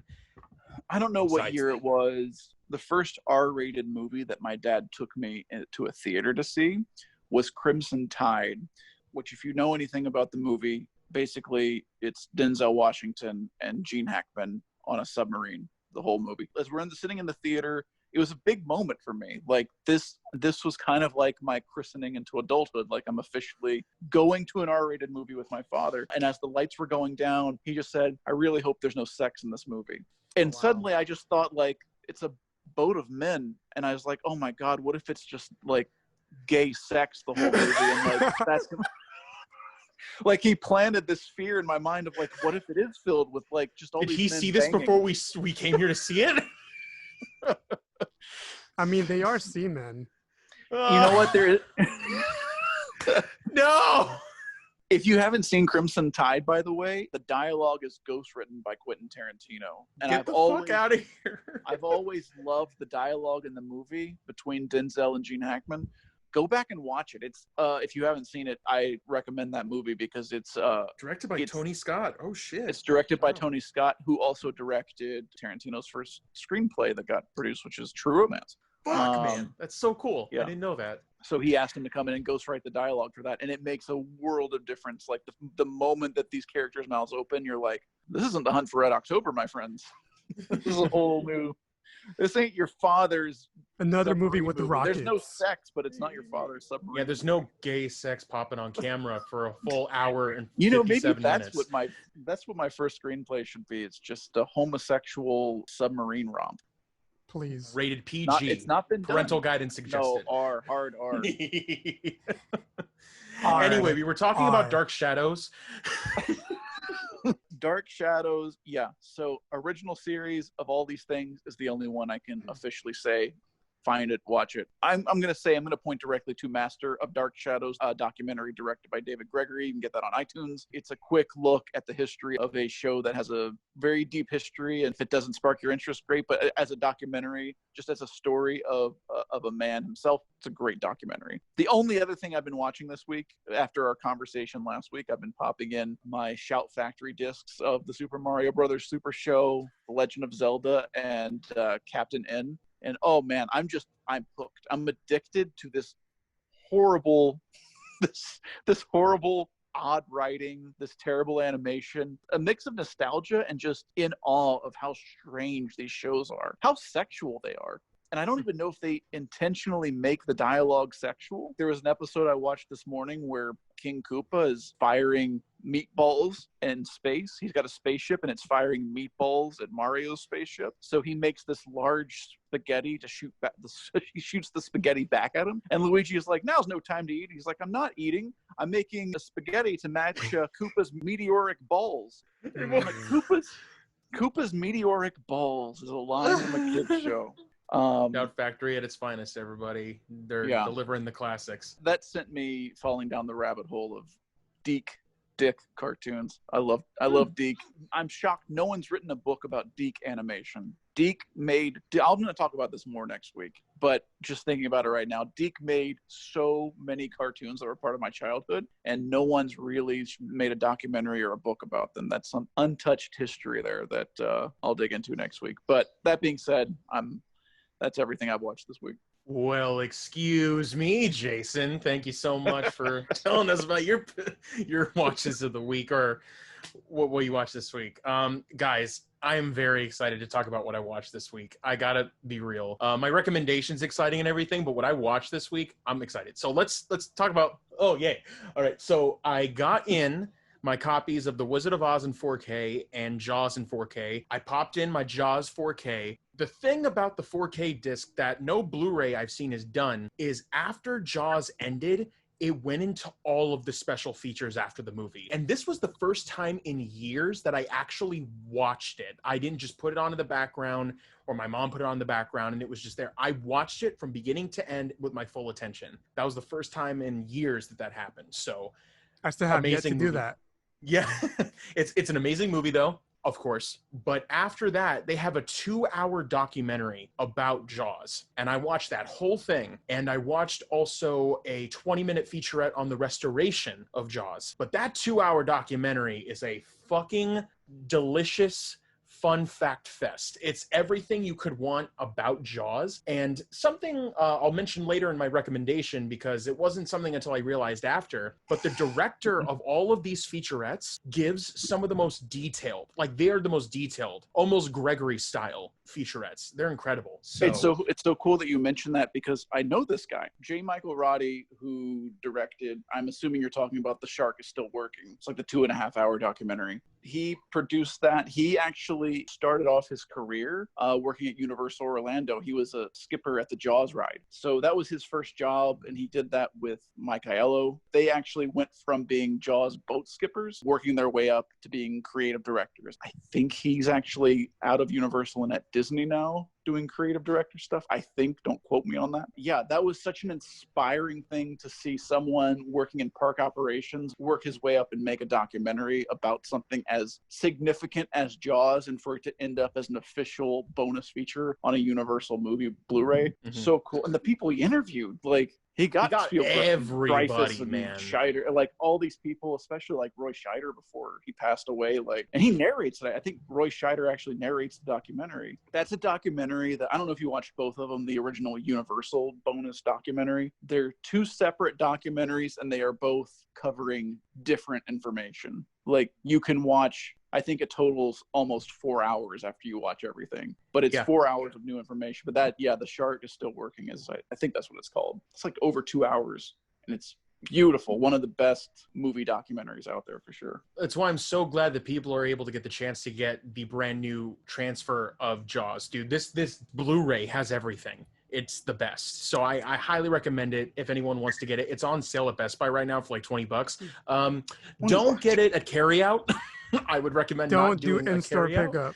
pickup. Don't do in-store pickup. Just get it shipped. Like I did. It was worth it. After I watched Jaws, I jumped into my recommendation, so I'm not going to get into that. And then we watched Psycho 2. And then after that, I watched Birdemic Shock and Terror.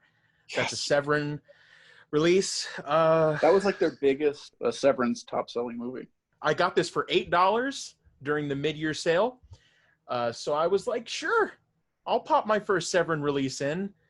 Holy mother-loving Christ. This was a movie that is a hard one to sit through, not because of just the wonderful acting, not because of the wonderful direction, but because these fucking birds are so loud, they deafen me. I just, oh my God. Like, I posted this on my Instagram story, and Angel messaged me after, but just the scene where everyone's trying to get to the car and they're like, here they come. And then you hear,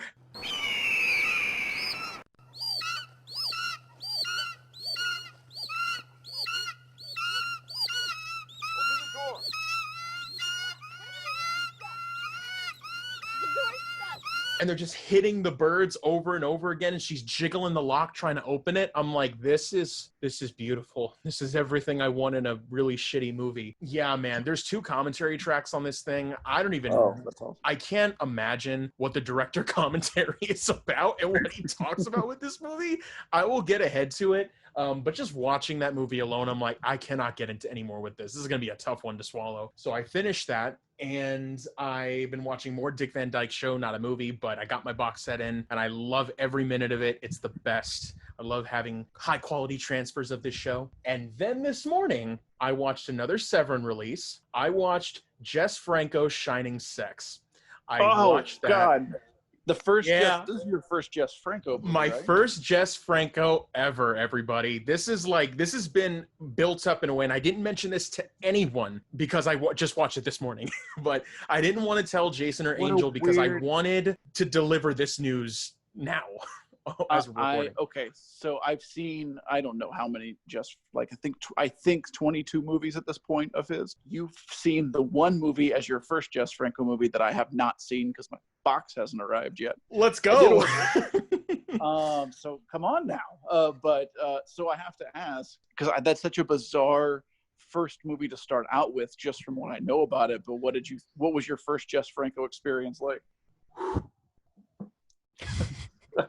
That's all I got. No, it's a crazy, crazy movie, dude. Like, the movie opens with a fucking fully nude woman, or Lisa, what's her name again? Can you please tell me so I don't mess her name up? Lena Romay. What a beauty. She is gorgeous. Oh, God. And she is naked for the full runtime of this movie. Like, it is crazy. Right.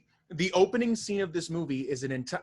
No way I'm getting into spoilers, guys. I'm just letting people know exactly what they're going into in the opening scene. The opening scene is a full striptease with Romay just fully letting it all out, man. She is full on giving you Strange Wilderness, like full, like she's open for business, just like our store.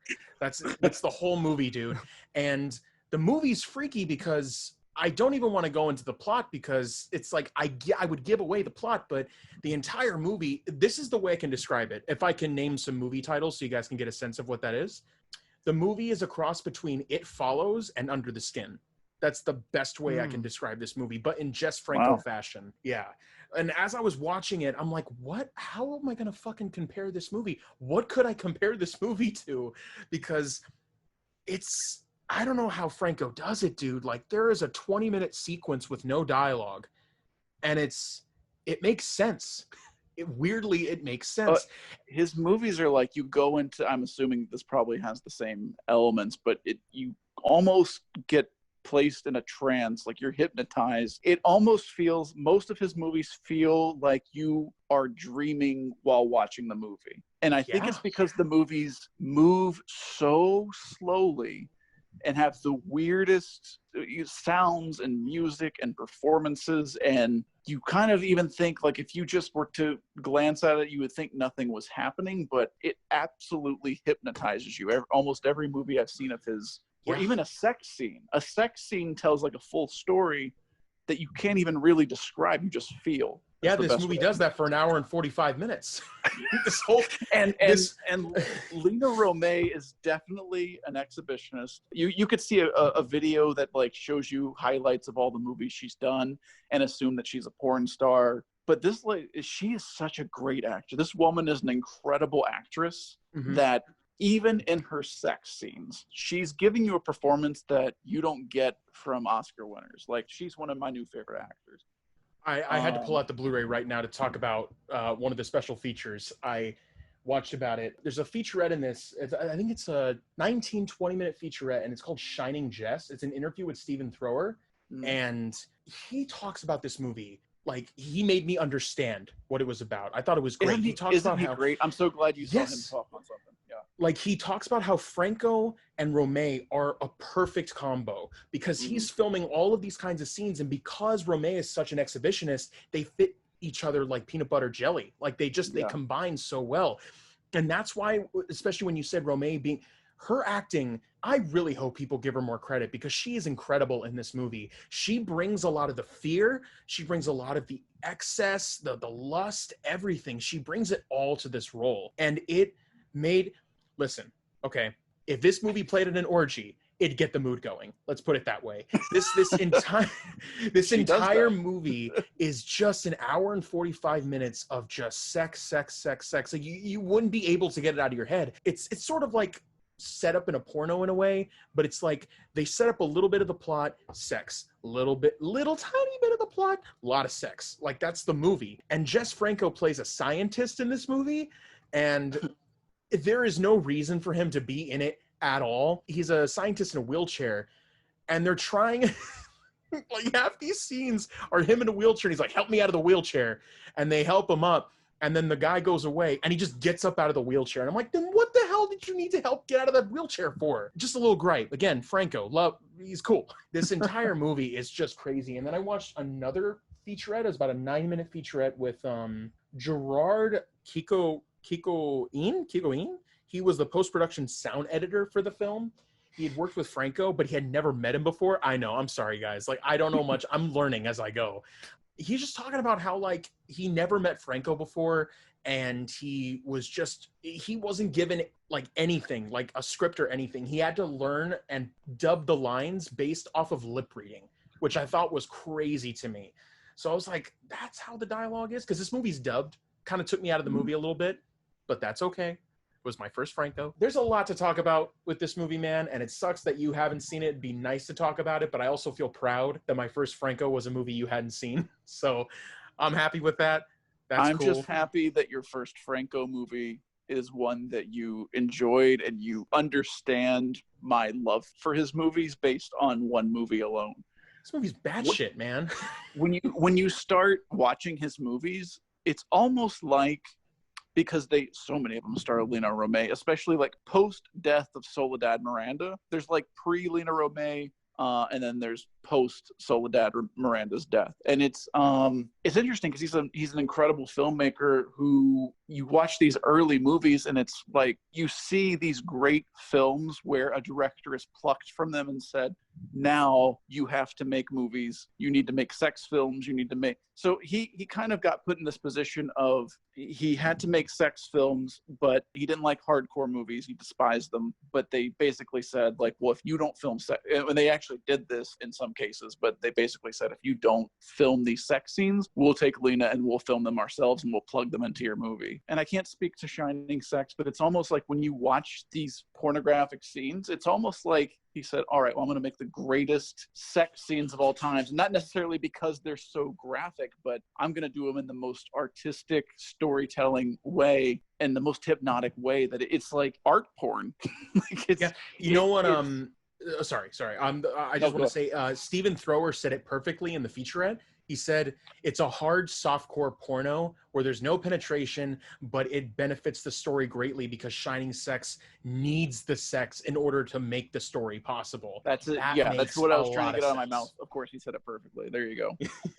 Well, my first Franco movie had, like you said, art sex, had nuns having sex. And that's another movie. Me and Tyler, both Franco films that we first watched, Jason still hasn't seen. Which one is? This which one are you talking about? Love Letters of a Portuguese Nun. This doesn't have any of those two actors that you brought up either. Yeah, I have not seen this. After watching Love Letters of a Portuguese Nun, that just made me fall in love with nunsploitation a lot more because I'm big on that subgenre. I wanted to end on... Oh, yeah, I'll end on this. Severin has a release of a Franco film with Romay and Robert Forster. I don't know what that movie's about, but God damn it, do I need to search for it? I'm going to stop you because you're probably been fooled as I was, because I thought the same thing. But there is a star from the 70s that he used all the time named Robert Foster.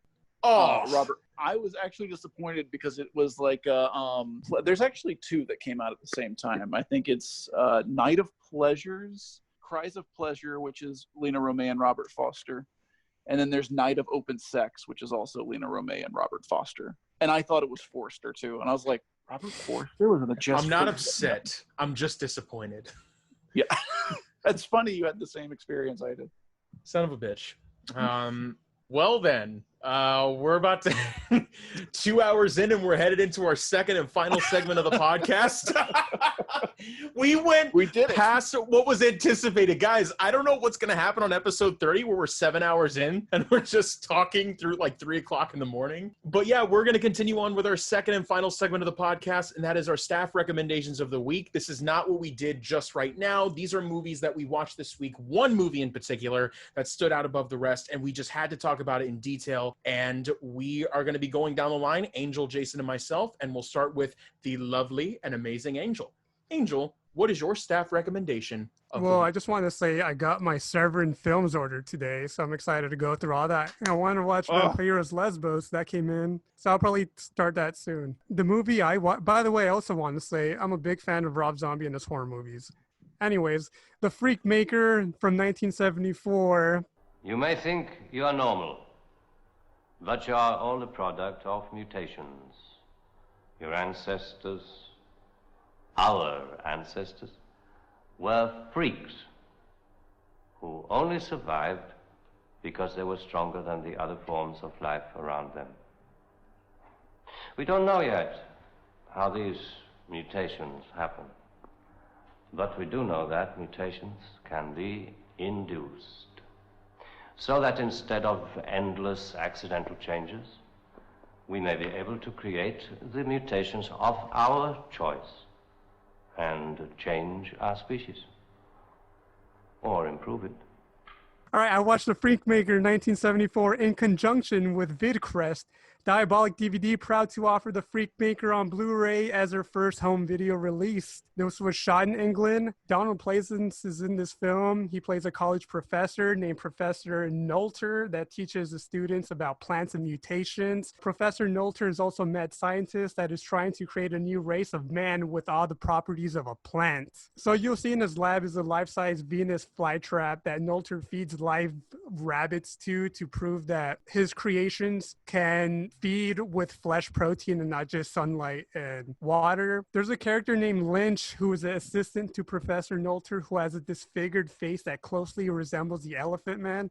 There's no connection at all with David Lynch and Elephant Man because this was 1974. Elephant Man was 1980. He works with a big group of freaks for like carnival acts for like sideshows, you know, the ones that are on Venice Beach. Mm-hmm. It's funny that students from Noelter's own class go missing, and that's where the story develops. I can't really say too much more other than that. I feel like I said a little too much already. It's incredibly well written, and about 3 of the actors that were Oscar nominated in this film, where they're not Oscar nominated for this film, but previous films before or after were Oscar nominated that are actors in this film. The production design, sets, and creatures were all done by Herbert Smith, who did masterful work considering the film budget was under $300,000. And watching this movie, you could never tell. I thought this was like, everything looks solid. The creatures look solid. It's definitely like, they stretched that 300,000 by a lot. Screenwriter Robert Weinbach has stated that he was a big fan of Todd being it 15 times.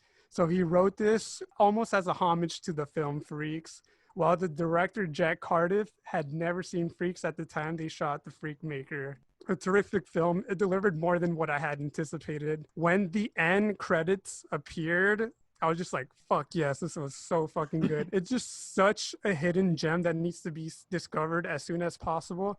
And I want to thank Diabolic DVD in conjunction with VidCrest to release a movie like this that I feel like was probably underneath a basement for who knows how many years. Oh yeah, there's a fabulous cartoon that Jason helped create that has me, Tyler, and Jason for Movieland Video. And I'm wearing a Diabolic DVD shirt, so I wanted to shout out Diabolic DVD for their first home video release. And I know they have Cauldron Films that they run, one of the Diabolic DVD people. For a double, I would say Todd Browning's Freaks is the obvious choice, but definitely double it with Torture Garden, which is directed by Freddie Francis, who won an Academy Award as cinematographer for Sons and Lovers that was directed by Jack Cardiff, the director of Freakmaker. So Torture Garden is another British sideshow freak show horror film that stars Jack Palance and Peter Cushing, and that's definitely my double for the Freakmaker. Get it on diabolicdvd.com. It comes with the slipcover. It comes with lobby cards. I remember they only pressed 1,000 for the first run. Those sold out so fast. This was on eBay for like $60, $70, $80. So now it's in print. I don't think it's limited anymore. And it's such a damn good film. Donald Pleasance looks handsome. Like, he looks so damn handsome in this movie. That's my choice for the week, The Freakmaker 1974, also called The Mutations. Beautiful. Well, thank you very much for that, Angel. I mean, it's nice to know that everyone has a chance to actually pick up this movie. So Diabolic DVD, everybody, go check that out. Have either one of you seen Freaks? No. No. Oh, okay. I love Dracula, and Dracula made me love Todd Browning, but this movie is like, even today, it's wild. It's such a wild, I don't know if it's available on Blu. I assume somewhere someone is selling it on Blu-ray. But yeah, Todd Browning's Freaks, that man deserves a lot more. James Whale gets like movies about him starring Brendan Fraser. Todd Browning, where's my docudramas at? Where's my documentaries? Where's my docudramas? Speaking of documentary, editing side note, I don't know if you want to just cut what I said or I can reiterate or whatever, but looking at that Jaws documentary, I think I said James Michael Roddy directed it, but he produced it. And I also said it was over 2 hours, but it's 103 minutes. I'm just going to say, if you want to make an editing note to just chop that part out, I'm fine with that. Well, I found out who it was in the middle of all of it. His name is Laurent Bouzereau. Oh, he directed the original Universal DVD one. Got it. Well, that's the one I watched that was 2 hours long. That's the one you watched? Yeah. He did all like the Universal documentaries. Like for a decade, he was directing everything that went on a Universal disc. He's amazing. Yeah. Mr. Jason Anders, what is your staff recommendation of the week? Let's talk about Cheerleaders. Oh. We were talking about subgenres. The Cheerleader film is a subgenre that, for me, originally came with a very, very low set of expectations. When you hear Cheerleader film, I don't know what comes to mind. Does anything come to your mind specifically when you hear Cheerleader film? Are they swinging? Are they high That's school? a good question. I mean, I think of high school. But let's talk about Cheerleader films as a subgenre. I think about house parties in the 80s and people getting drunk and just fucking around with the jocks and stuff. I agree. Did you see Sugar and Spice? No. That's what jumps to my mind. That's a really funny movie, by the way. At least when I saw it as a kid, but maybe I liked it for other reasons. I don't know. I read an essay by Colin Gallagher called Pom Poms and Politics. And it kind of breaks down the modern American girl cinema history since its inception.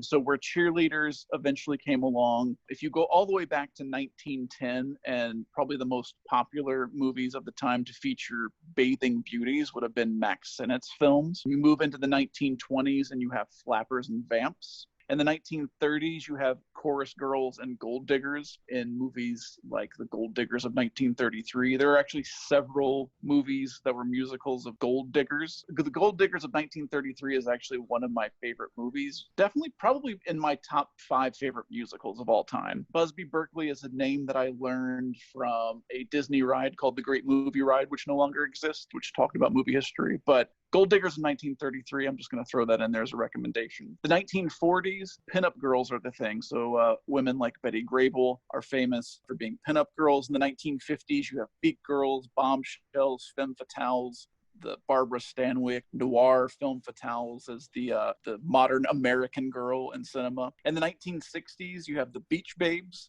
Gidget was a big crush of mine. The original Gidget, not Sally Field, but Sally Field's cool too. But the 60s, towards the end, became stewardesses. So in 1969, you actually had a movie called The Stewardesses. So you go through all these different themes in the movies, different professions, different things to exploit. In the 1970s and into the 1980s, you have nurses. I have a list of my favorite nurse movies. You have women in prison, which Pam Grier was actually probably made the best women in prison movies. We also talked about Female Prisoner with Miko Kaji. But then you reach, in the 1970s, the cheerleader genre. Cheerleaders are the American icons of glamour and national pride and gender perfection. This is like the ultimate American girl is a cheerleader. This got me interested in the history of cheerleading. So very briefly, began in the United States in the late 19th century. Cheerleading was actually originally an all-male sport, which I didn't know it began as all-male, but women athletes weren't even allowed to do it until the 1920s. But then again, it wasn't until the 1940s that they began to dominate it. The men went away to World War II, so at that point in time in America, women took up the field and the sidelines as well. But the first professional cheerleading squad in the National Football League was the Philadelphia Eagles in 1948. Only 2 more teams joined in the 1950s, which were the Indianapolis Colts and the Green Bay Packers. But it wasn't until the 1960s that the majority of the NFL teams officially had cheerleaders. In the 1960s, there was a director named Andy Sedaris. He was part of ABC's Wide World of Sports starting in 1961. And people refer to Sedaris as he was to cheerleaders what Hugh Hefner was to centerfolds. Now, the production code in Hollywood was just it was suffocating movies since like the early 30s, like 1934. It began earlier than that, but 1934 is when Hollywood started taking the production code seriously, where they were saying no sex, no jokes about sex, no skin. This is where it all becomes Leave It to Beaver. The dominance of the production code started waning in the 50s. I didn't know this. I thought this was interesting. In 1952, Roberto Rossellini's The Miracle, a movie from 1948. In 1952, it was granted freedom of speech rights by the Supreme Court. And this is what officially opened the doors to filmmakers to push boundaries with language and sex and violence, was The Miracle, the film from 1948. In 1968, the Motion Picture Association of America officially adopted the rating system. So that's when we officially got our, this is G or this is R. Urban cinemas and drive-ins were where the more sensational movies could be seen, like Last House on the Left. That's where the more sensational forms of cinema could be found, were in the urban drive-ins. But this is where the birth of the cheerleader film is. If you look back to the 1970s, you're going to see a whole slew of them. The first one was in 1970 called The Naughty Cheerleader, which was a West German sex farce. In 1972, we had The Abductors. The story is that the cheerleaders are abducted and saved by a female super agent. So we have cheerleaders held for hostage in that movie. In 1973, we have a movie called The Cheerleaders. This movie is interesting if you've never heard of it or seen it, because it's about a group of girls who all go out and bang the other team to zap them of their team spirit. So they use their sex to take the team spirit away from the other team and win the big game. In 1976, you had Revenge of the Cheerleaders, and that was trying to be a satire on a genre that was already satirical, which a lot of critics said it took it to the point of lunacy, which I'm all about. David Hasselhoff plays a basketball player in that movie, and his name was Boner. So these are very like lowbrow movies. there were a few cheerleader movies. They went far above and beyond expectations and are great films. I'm going to recommend two as a double feature. The first one, I'm going to recommend these backwards as far as the timeline is concerned. My first movie comes later than the second. The first movie is The Pom Pom Girls from 1976, which has been described as a neo-realist cheerleading film. Some girls have it, and some girls don't. Some girls do it, and some girls won't. Forget it. Crown International Pictures presents The Pom Pom Girls. Can you ever forget the girls who really turned you on? You got one? Maybe. Sally, the kind of girl who always make out. Lori, a black-haired beauty who can't say no. Sue Ann, the drive-in queen, who tries to keep the customers satisfied. What would you like? What you got? Anything you want. It's funny. Guys are crazy. It's sexy. Oh, God. It's the craziest motion picture you've ever seen. Somebody just stole the fire truck. There is no way in hell that someone is going to walk into the firehouse and take up... I was not involved, but I have reason to believe it was the work of left-handed speed-snorting bikers riding down the coast looking for spills, thrills, and fire trucks. Now, I cannot be 100% sure. Sir! If you want to try to describe the style of this movie, it's been described by several critics as being somewhere between Roberto Rossellini and Richard Linklater's Dazed and Confused from 1993. If you love Dazed and Confused, this is a movie that is very much in that vein. It's not a spoof, but it is like a haze of high school pranks and hijinks and horniness. But the pranks that the cheerleaders pull in this movie are like so ridiculous. For example, there's a scene where this group of girls says, let's go steal a fire truck. So they go to the fire department and they actually steal a fire truck to drive it onto the football field and hose down all the players. Like, this is all playful fun, hijacking a fire truck. It's definitely a lighthearted comedy about cheerleaders with a tagline that was borrowed from Rebel Without a Cause. They say it was influenced by the movie Easy Rider, but I would also compare it to like Fast Times at Ridgemont High, where you're dealing with subjects of like sex, where they're taking it seriously and they're dealing with the repercussions of sex, as opposed to it being a movie like Screwballs or Porky's, where it's just glorifying sex. This is actually treating it very much like, you want to screw around, these are the consequences.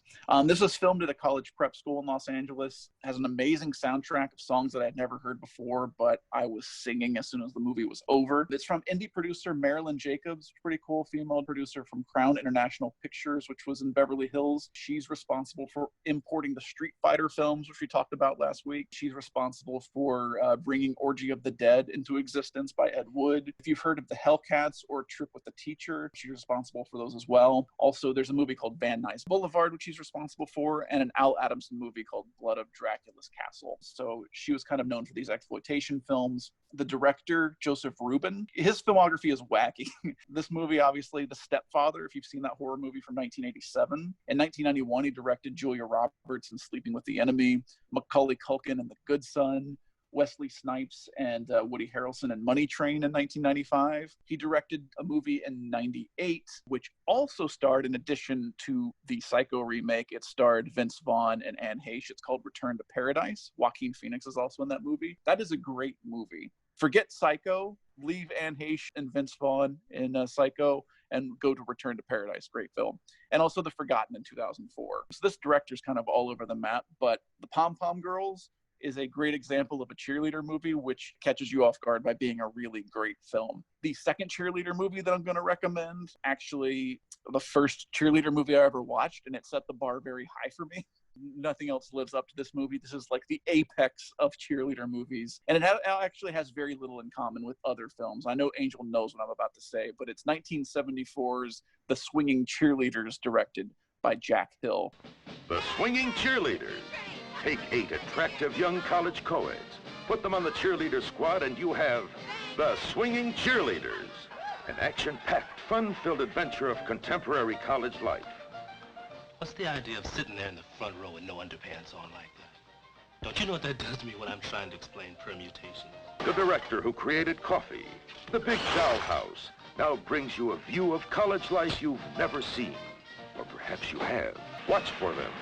The Swinging Cheerleaders. Jack Hill, if you don't know who that is, he directed a lot of the blaxploitation movies of the 70s. My favorites, Coffee, starring Pam Grier and Sid Haig, Foxy Brown, Spider Baby, also starring Sid Haig. This is one of my favorite directors. Swinging Cheerleaders, made in 1974, probably the best made cheerleader movie in terms of overall production, casting, the script, the direction, all of it. It's just the perfect mix of all of it. It's very socio-political. It calls attention to and criticizes voyeuristic eroticism, which definitely is not the norm for cheerleader movies. But Jack Hill just delivers all the goods in this movie. He knows what genre he's working in, and he delivers in the cheerleader genre. But at the same time, he's creating timely, thought-provoking, culturally progressive movies like the ones that I mentioned, the Pam Grier movies, the women in prison movies. He directed those as well, The Big Dollhouse, The Big Bird Cage. He directed another movie with Sid Haig called Pit Stop, which is an incredible racing film. Also Switchblade Sisters in 1975. Great movie. Seek that out if you haven't seen it. That was his last big successful movie. Sex is never about voyeurism in Jack Hill's movies. It's always about empowering the women. So kind of like Faster Pussycat, Kill Kill, these movies are very much about female empowerment, and he uses a lot of satire in his films. The funny thing about the Swinging Cheerleaders, you hear the title, The Swinging Cheerleaders, and even look at the poster, and it just looks like a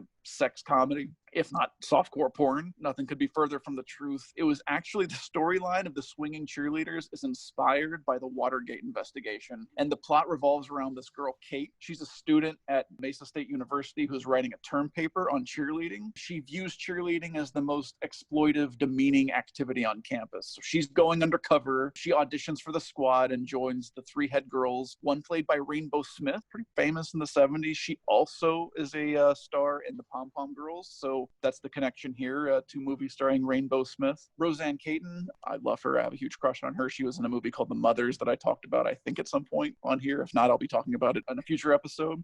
And then Colleen Camp, who is gorgeous, hilarious. She's always funny. She's probably her funniest movie for me is Swinging Cheerleaders. She is, if you've seen the third Die Hard with a Vengeance with Samuel L. Jackson, she's in that movie. And that's where I recognized her from, but she looks so much different in Die Hard than she did in the 70s that I didn't tie all those pieces together till much later after falling in love with her. This is a coming-of-age comedy drama, again, similar to Pom Pom Girls in that it shows the consequences of sexual activity. It's not just a given that these girls are going to jump into bed with whoever. Really dives into the psychology of sex in high school and the consequences of it. But it is a comedy, and it dives into the maintenance behind romantic relationships, which is really impressive because they wrote this movie in 12 days on like a hard rush. Like, we need this now. We need the script yesterday. As someone who's trying to write a script and it's taking me like a year and a half, like, oh, could you imagine having 12 days? Maybe that would make it better to have that pressure. But the last successful Jack Hill movie, played for years in drive-ins into the 1980s. His Switchblade Sisters was well received. I would call that a hit, but this one was massive in that long after his final movie in 1975, this one's still playing in theaters in the 1980s. So the Pom Pom Girls and Swinging Cheerleaders, other films of note, the ones that I mentioned earlier kind of just give you an idea of cheerleader films. The ones that I recommend, maybe you guys have heard of this, Satan's Cheerleaders, 1977, which is ultimately a lampoon. It's from a writer that worked with Al Adamson. He even made a movie called Stan's Sadists. So this is a really wild satanic cheerleader film from the director of Wacko, which was made in 1982. If you haven't seen this director's movie, Graydon Clark, if you haven't seen any of his movies, he made my favorite video game movie, or probably in my top 5 favorite video game movies, called Joysticks from 1983. Just a dirty high school video game movie. The poster pretty much sums up exactly what Joysticks. Oh yeah, Kino put that out, but I think it's out of print now. Yeah, that's where I've seen the cover of Joysticks. Yeah. Dallas Cowboys Cheerleaders is a 1979 TV movie. You can watch that on YouTube. This is a movie that stole the storyline from the Swinging Cheerleaders, believe it or not. But it stars Jane Seymour, who I love from Battlestar Galactica. She's incredible. But she goes undercover to report on a team, stealing the idea basically from Swinging Cheerleaders. But other movies are The Cheerleaders Beach Party, Cheering Section, Pro Ball Cheerleaders, Cheerleaders Wild Weekend. The most famous and financially successful adult film of all time was Debbie Does Dallas, which was part of the cheerleading subgenre. Lots of digging into there if you've never dug into cheerleader movies. Pom Pom Girls and The Swinging Cheerleaders are two great films to be found in a whole mess of strange cheerleader exploitation films. But those two I highly recommend. Where can we watch these films? Yes. The Swinging Cheerleaders has a beautiful Blu-ray from Arrow Video. You do have Region A available on that, so highly recommend finding a copy with the booklet. Damn you, Arrow, for always pulling those out of everything past the first print. But Swinging Cheerleaders is pretty easy to find. Pom Pom Girls has different editions. The version I bought is from Pulp Video, but I think it's from Italy. This one I think may have been cheaper than the out-of-print Region A, but I think they're pretty much both affordable. If you want to find Pom Pom Girls, it's pretty easy to find. I think you can stream it possibly on iTunes. Don't quote me on that, but there are 2 versions of the Blu-ray available, and I think somewhere around the neighborhood of $20 to $30. Nice. Wow. All right. That's what I like to hear. Oh boy, it's another week of my recommendation is not as good as your guys's, but here's the deal. But you recommended Marriage Story last week. I know. It's just because it was released last year, and I'm pretty sure everybody's already seen it, and that's also partially the reason why I felt that way. But you know what? Honestly, no. I should be proud of this recommendation this week. I don't know what I'm talking about. It's just because we watched Psycho 2, and it just wanted me to go back into Psycho. When you guys announced finally that we were going to watch Psycho 2, I went and rewatched the first movie, and as I finished up that movie, I was like, dude, this is a fucking crime if I don't put this in my recommendations, if I'm the one that does it. So my recommendation or staff recommendation for the week is Alfred Hitchcock's Psycho from 1960. Woo! I mean, dude, I honestly cannot talk about this movie enough. You know what I think? I think that we're all in our private traps, clamped in them, and none of us can ever get out. We scratch and claw, but only at the air, only at each other. And for all of it, we never budge an inch. Sometimes we deliberately step into those traps. I was born in mine. I don't mind it anymore. Oh, but you should. You should mind it. Oh, I do. But I say I don't. It was between this one or Steven Spielberg's Jaws. I wanted to be very classic this week, but it was ultimately going to go to Psycho because I can watch this movie over and over and over again. And I don't say that a lot about these kinds of suspense thriller movies. Like, this movie is, without a doubt, just out of the park incredible. I can't talk about it enough. There's 2 different versions, by the way. There's the Alfred Hitchcock Ultimate Collection and the Masterpiece Collection. Go for the Ultimate Collection because you'll get North by Northwest with that box set. If you get the Masterpiece Collection, you won't get North by Northwest. So just a heads up, I got it on Amazon for on sale for $60. Worth the price considering all of the movies that you'd be getting with it. It's such a phenomenal box set. That's the movie I've chosen as my recommendation this week is Psycho. It is amazing, incredible. I would pair this up automatically with Psycho 2. This is such a great double feature.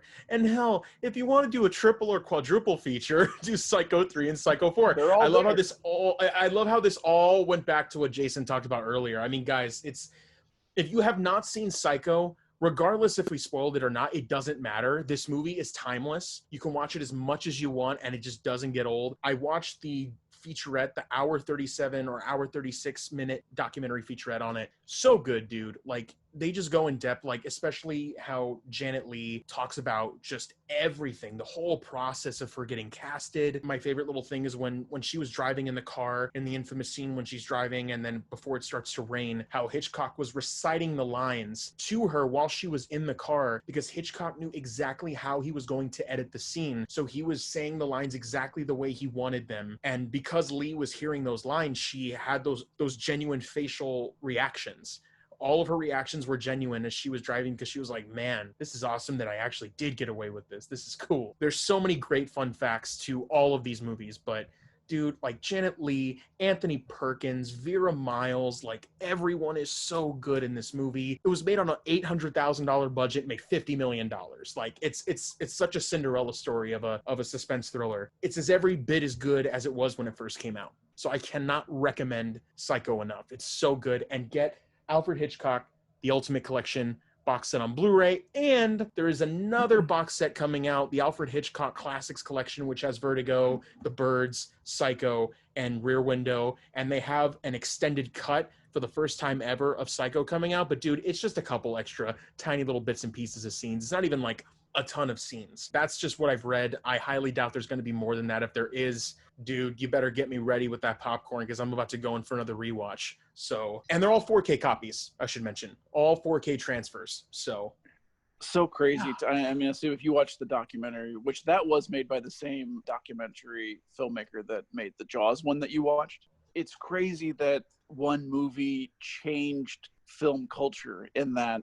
I can't even fathom this, but in 1960, pre-Psycho, you would go to the movie theater and you'd say, 1 ticket to Strangers on a Train. This movie started at 4 o'clock and it's 5:15. Oh, that's fine. I'll watch the second half of the movie first and then I'll watch the first half of the movie. I'll stick around for the next showing. That's the way people watched movies. They just showed up whenever, and then whatever part of the movie they walk in on, they'd stay and watch the first half. I can't even fathom that as a movie lover. If I know that I missed the trailers, I'm like, okay, we're going to go see the 5:15 instead of the 5 o'clock because the trailers have started. I can't even walk in after trailers begin. This changed things where Hitchcock kind of forced the hand of movie theaters, saying, if you arrive after the movie starts, no one's admitted after the beginning of this film. Yeah. Moviegoers went to like a rage over that. They're like, what? This is unheard of. I want to watch the second half. But the idea being, if you watch the second half of this movie first, you're going to wonder, well, what is the movie? What the hell happened to Janet Leigh? Yeah. Where did she go?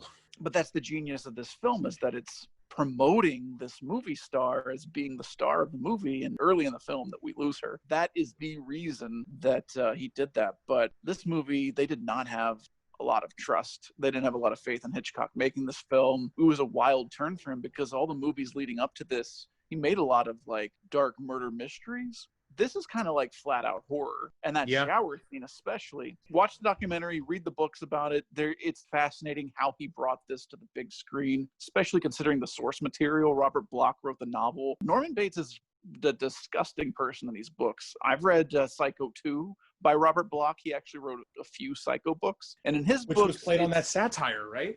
Yeah, well, his books are far more like Norman Bates is a chubby, bald, disgusting. He almost reminds me of Toomey. And I don't know if that might be a reference in Psycho 2, Dennis Franz's character. That's how they describe him. The books get pretty wild. They're entertaining reads, but it was Hitchcock's idea to make Norman Bates someone who's like boy next door, attractive, someone who you would never suspect. If you had Dennis Franz playing that character, you'd be like, that guy's the murderer. That guy's up to no good. I already said a lot about Psycho, but yeah, watching it for the first time, because of his performance, I did not know that Norman Bates was crazy. I thought that he was just a mama's boy. Just one of the great movies. I like you said, I can't say enough. I can't say enough about it, and you can't read or discover enough about it. There's so much. There's a documentary, I think it's called 7852. Go download that on iTunes. The idea is that it's a documentary purely about the shower scene. Ultimately, the movie is about more. It's more about Psycho's legacy, but that's probably the best Psycho documentary I've seen, if not the one that you're talking about that's on the Blu-ray. Both of those are probably on par with each other. But yeah, 7852, I think that's what it's called, should be on iTunes, and it's a brand new documentary about Psycho. While there is a lot of this dread of you trying to figure out just what is going to happen next, there's also these other scenes that when watching Hitchcock films, you wouldn't really think would be in them. Knowing Hitchcock, like for instance, I think the scene that makes me say that, Marion sitting in the bank and meets the cowboy guy with the 40,000 for the first time. Yeah. The levity in that scene feels so different from a Hitchcock movie. I'm like, that is such a nice scene. Like he's actually goofing around, messing around with them. I don't know. It made me laugh. A Hitchcock movie made me laugh. I don't know why I find that so odd, but I really liked that. But it's like they're setting everything up before she gets to the motel. So that way, when it switches in the second half, all of that subplot just feels like it's almost disappeared. Like it's not even there anymore. And then it's just more about Norman and these two trying to track Marion down and what happened to her. I think it's so great, dude. Like there's a lot of little bits and pieces to it that make me really love it, man. Like from that scene, Marion and Norman are talking in the parlor, and just that awesome rapport of them talking back and forth to each other, and how Norman is just such a caring individual, at least on the outer side of him. He's just so nice and charming. And that's what hooks you in. And Hitchcock knew that. And he's a clever son of a bitch for doing it, because that entire sequence is so great until she brings up the institution. The second she brings that up, the music starts swelling a little bit. He starts getting upset. Things start changing a little bit. And then you really start to feel it. Yeah, that's what's so great about it, is that it starts off light with Herman's score slowly fading out. They start talking to each other, the rain stopped, and they're just kind of discussing. And then, yeah, the institution thing is brought up, and then the music swells back in like, dun, dun, which I have to mention, Bernard Herrmann's score is, we all know this, but fucking A, man. Like, it's not even just the shower scene. Like, just watching it and how he wanted an all-string orchestra. Like, who says that? Who says, yeah, for all these dramatic scenes and these horror scenes, I want all strings. No horns, no flutes, nothing. All. And I'll be like, are you crazy?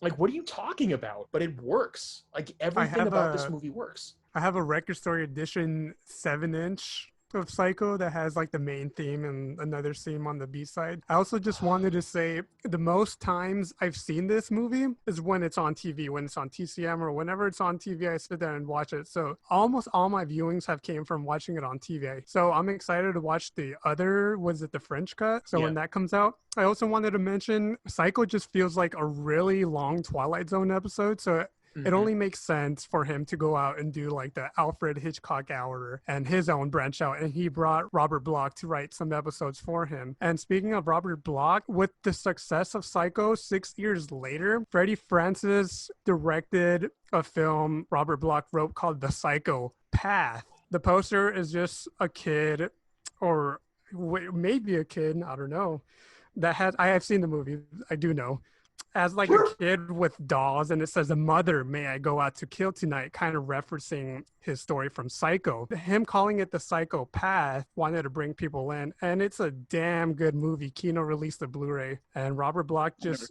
does another story on that. Wow, I'd never even heard of this before. It's an Amicus production. Kino has the Blu-ray.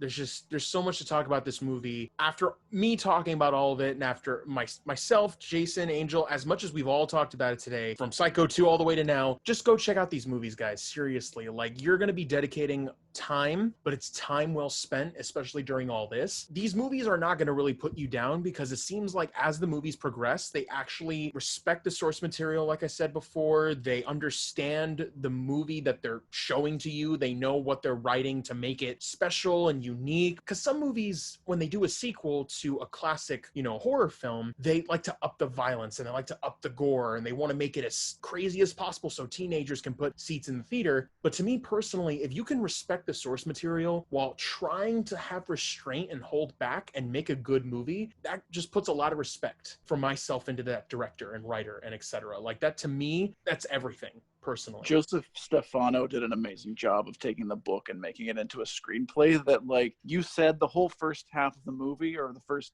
third of the movie, it feels like it goes away, but what it does is so genius is that it sets you up with all of these stories that you're waiting for resolutions to, like the affair, the two of them meeting in the hotel. Like, what's going to happen with that relationship? What's going to happen with the money? Is she going to lose the money? The police chasing her, like, are they going to find her? Is she going to go back? All of these things, they're setting up stories that you're waiting for the payoff. And then when they kill the character, suddenly those resolutions don't even matter anymore. You as a viewer of this movie are suddenly like, well, what do I care about?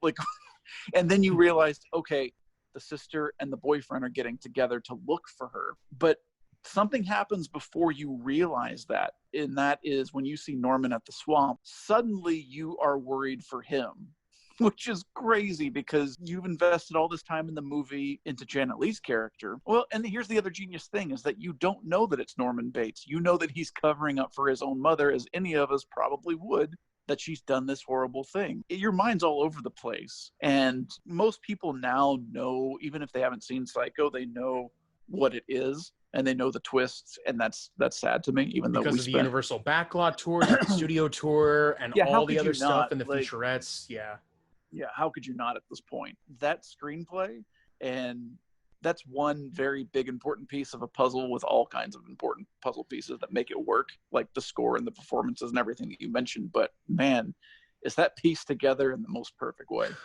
And I love more than anything how you brought that up, how for someone who's watching it the first time and they're watching it from the point of view of Norman having to clean up after the mother's murder, like, because I've heard of the movie and I've seen all this stuff so many times, I just already assume that it's Norman already doing all this stuff. And I keep forgetting that what would it be like to watch it for the first time knowing all the stuff that you just mentioned. Now it made me think, oh shit, what if I did watch it from that point of view? So I keep forgetting that because I know so much about this movie already, even before I watched it for the first time. So that's just a whole new light that you kind of just shed on me for that sort of thing. And the thing too that really removes you from thinking that it's Tony Perkins is that the shower scene, that's not him with the knife. And that wasn't really intentional. He was not in town. They wanted to shoot it, so they used a stand-in to do it. You look at the eyes of that individual and it does not look like him. So you're not thinking that it's him. So when you find out what you find out, it's like, that's even more mind-blowing. And it also kind of makes sense too, because if she's in the shower and the curtains opens like that and then she's looking, because it's so quick, you're not going to know who it is anyway. So I think that's a brilliant way of going about it. Oh, it's so good. Every frame of that movie is wonderful. I'm not sure if it was just me, but I couldn't see the eyes in the original Psycho, but I was able to see the eyes in Psycho too.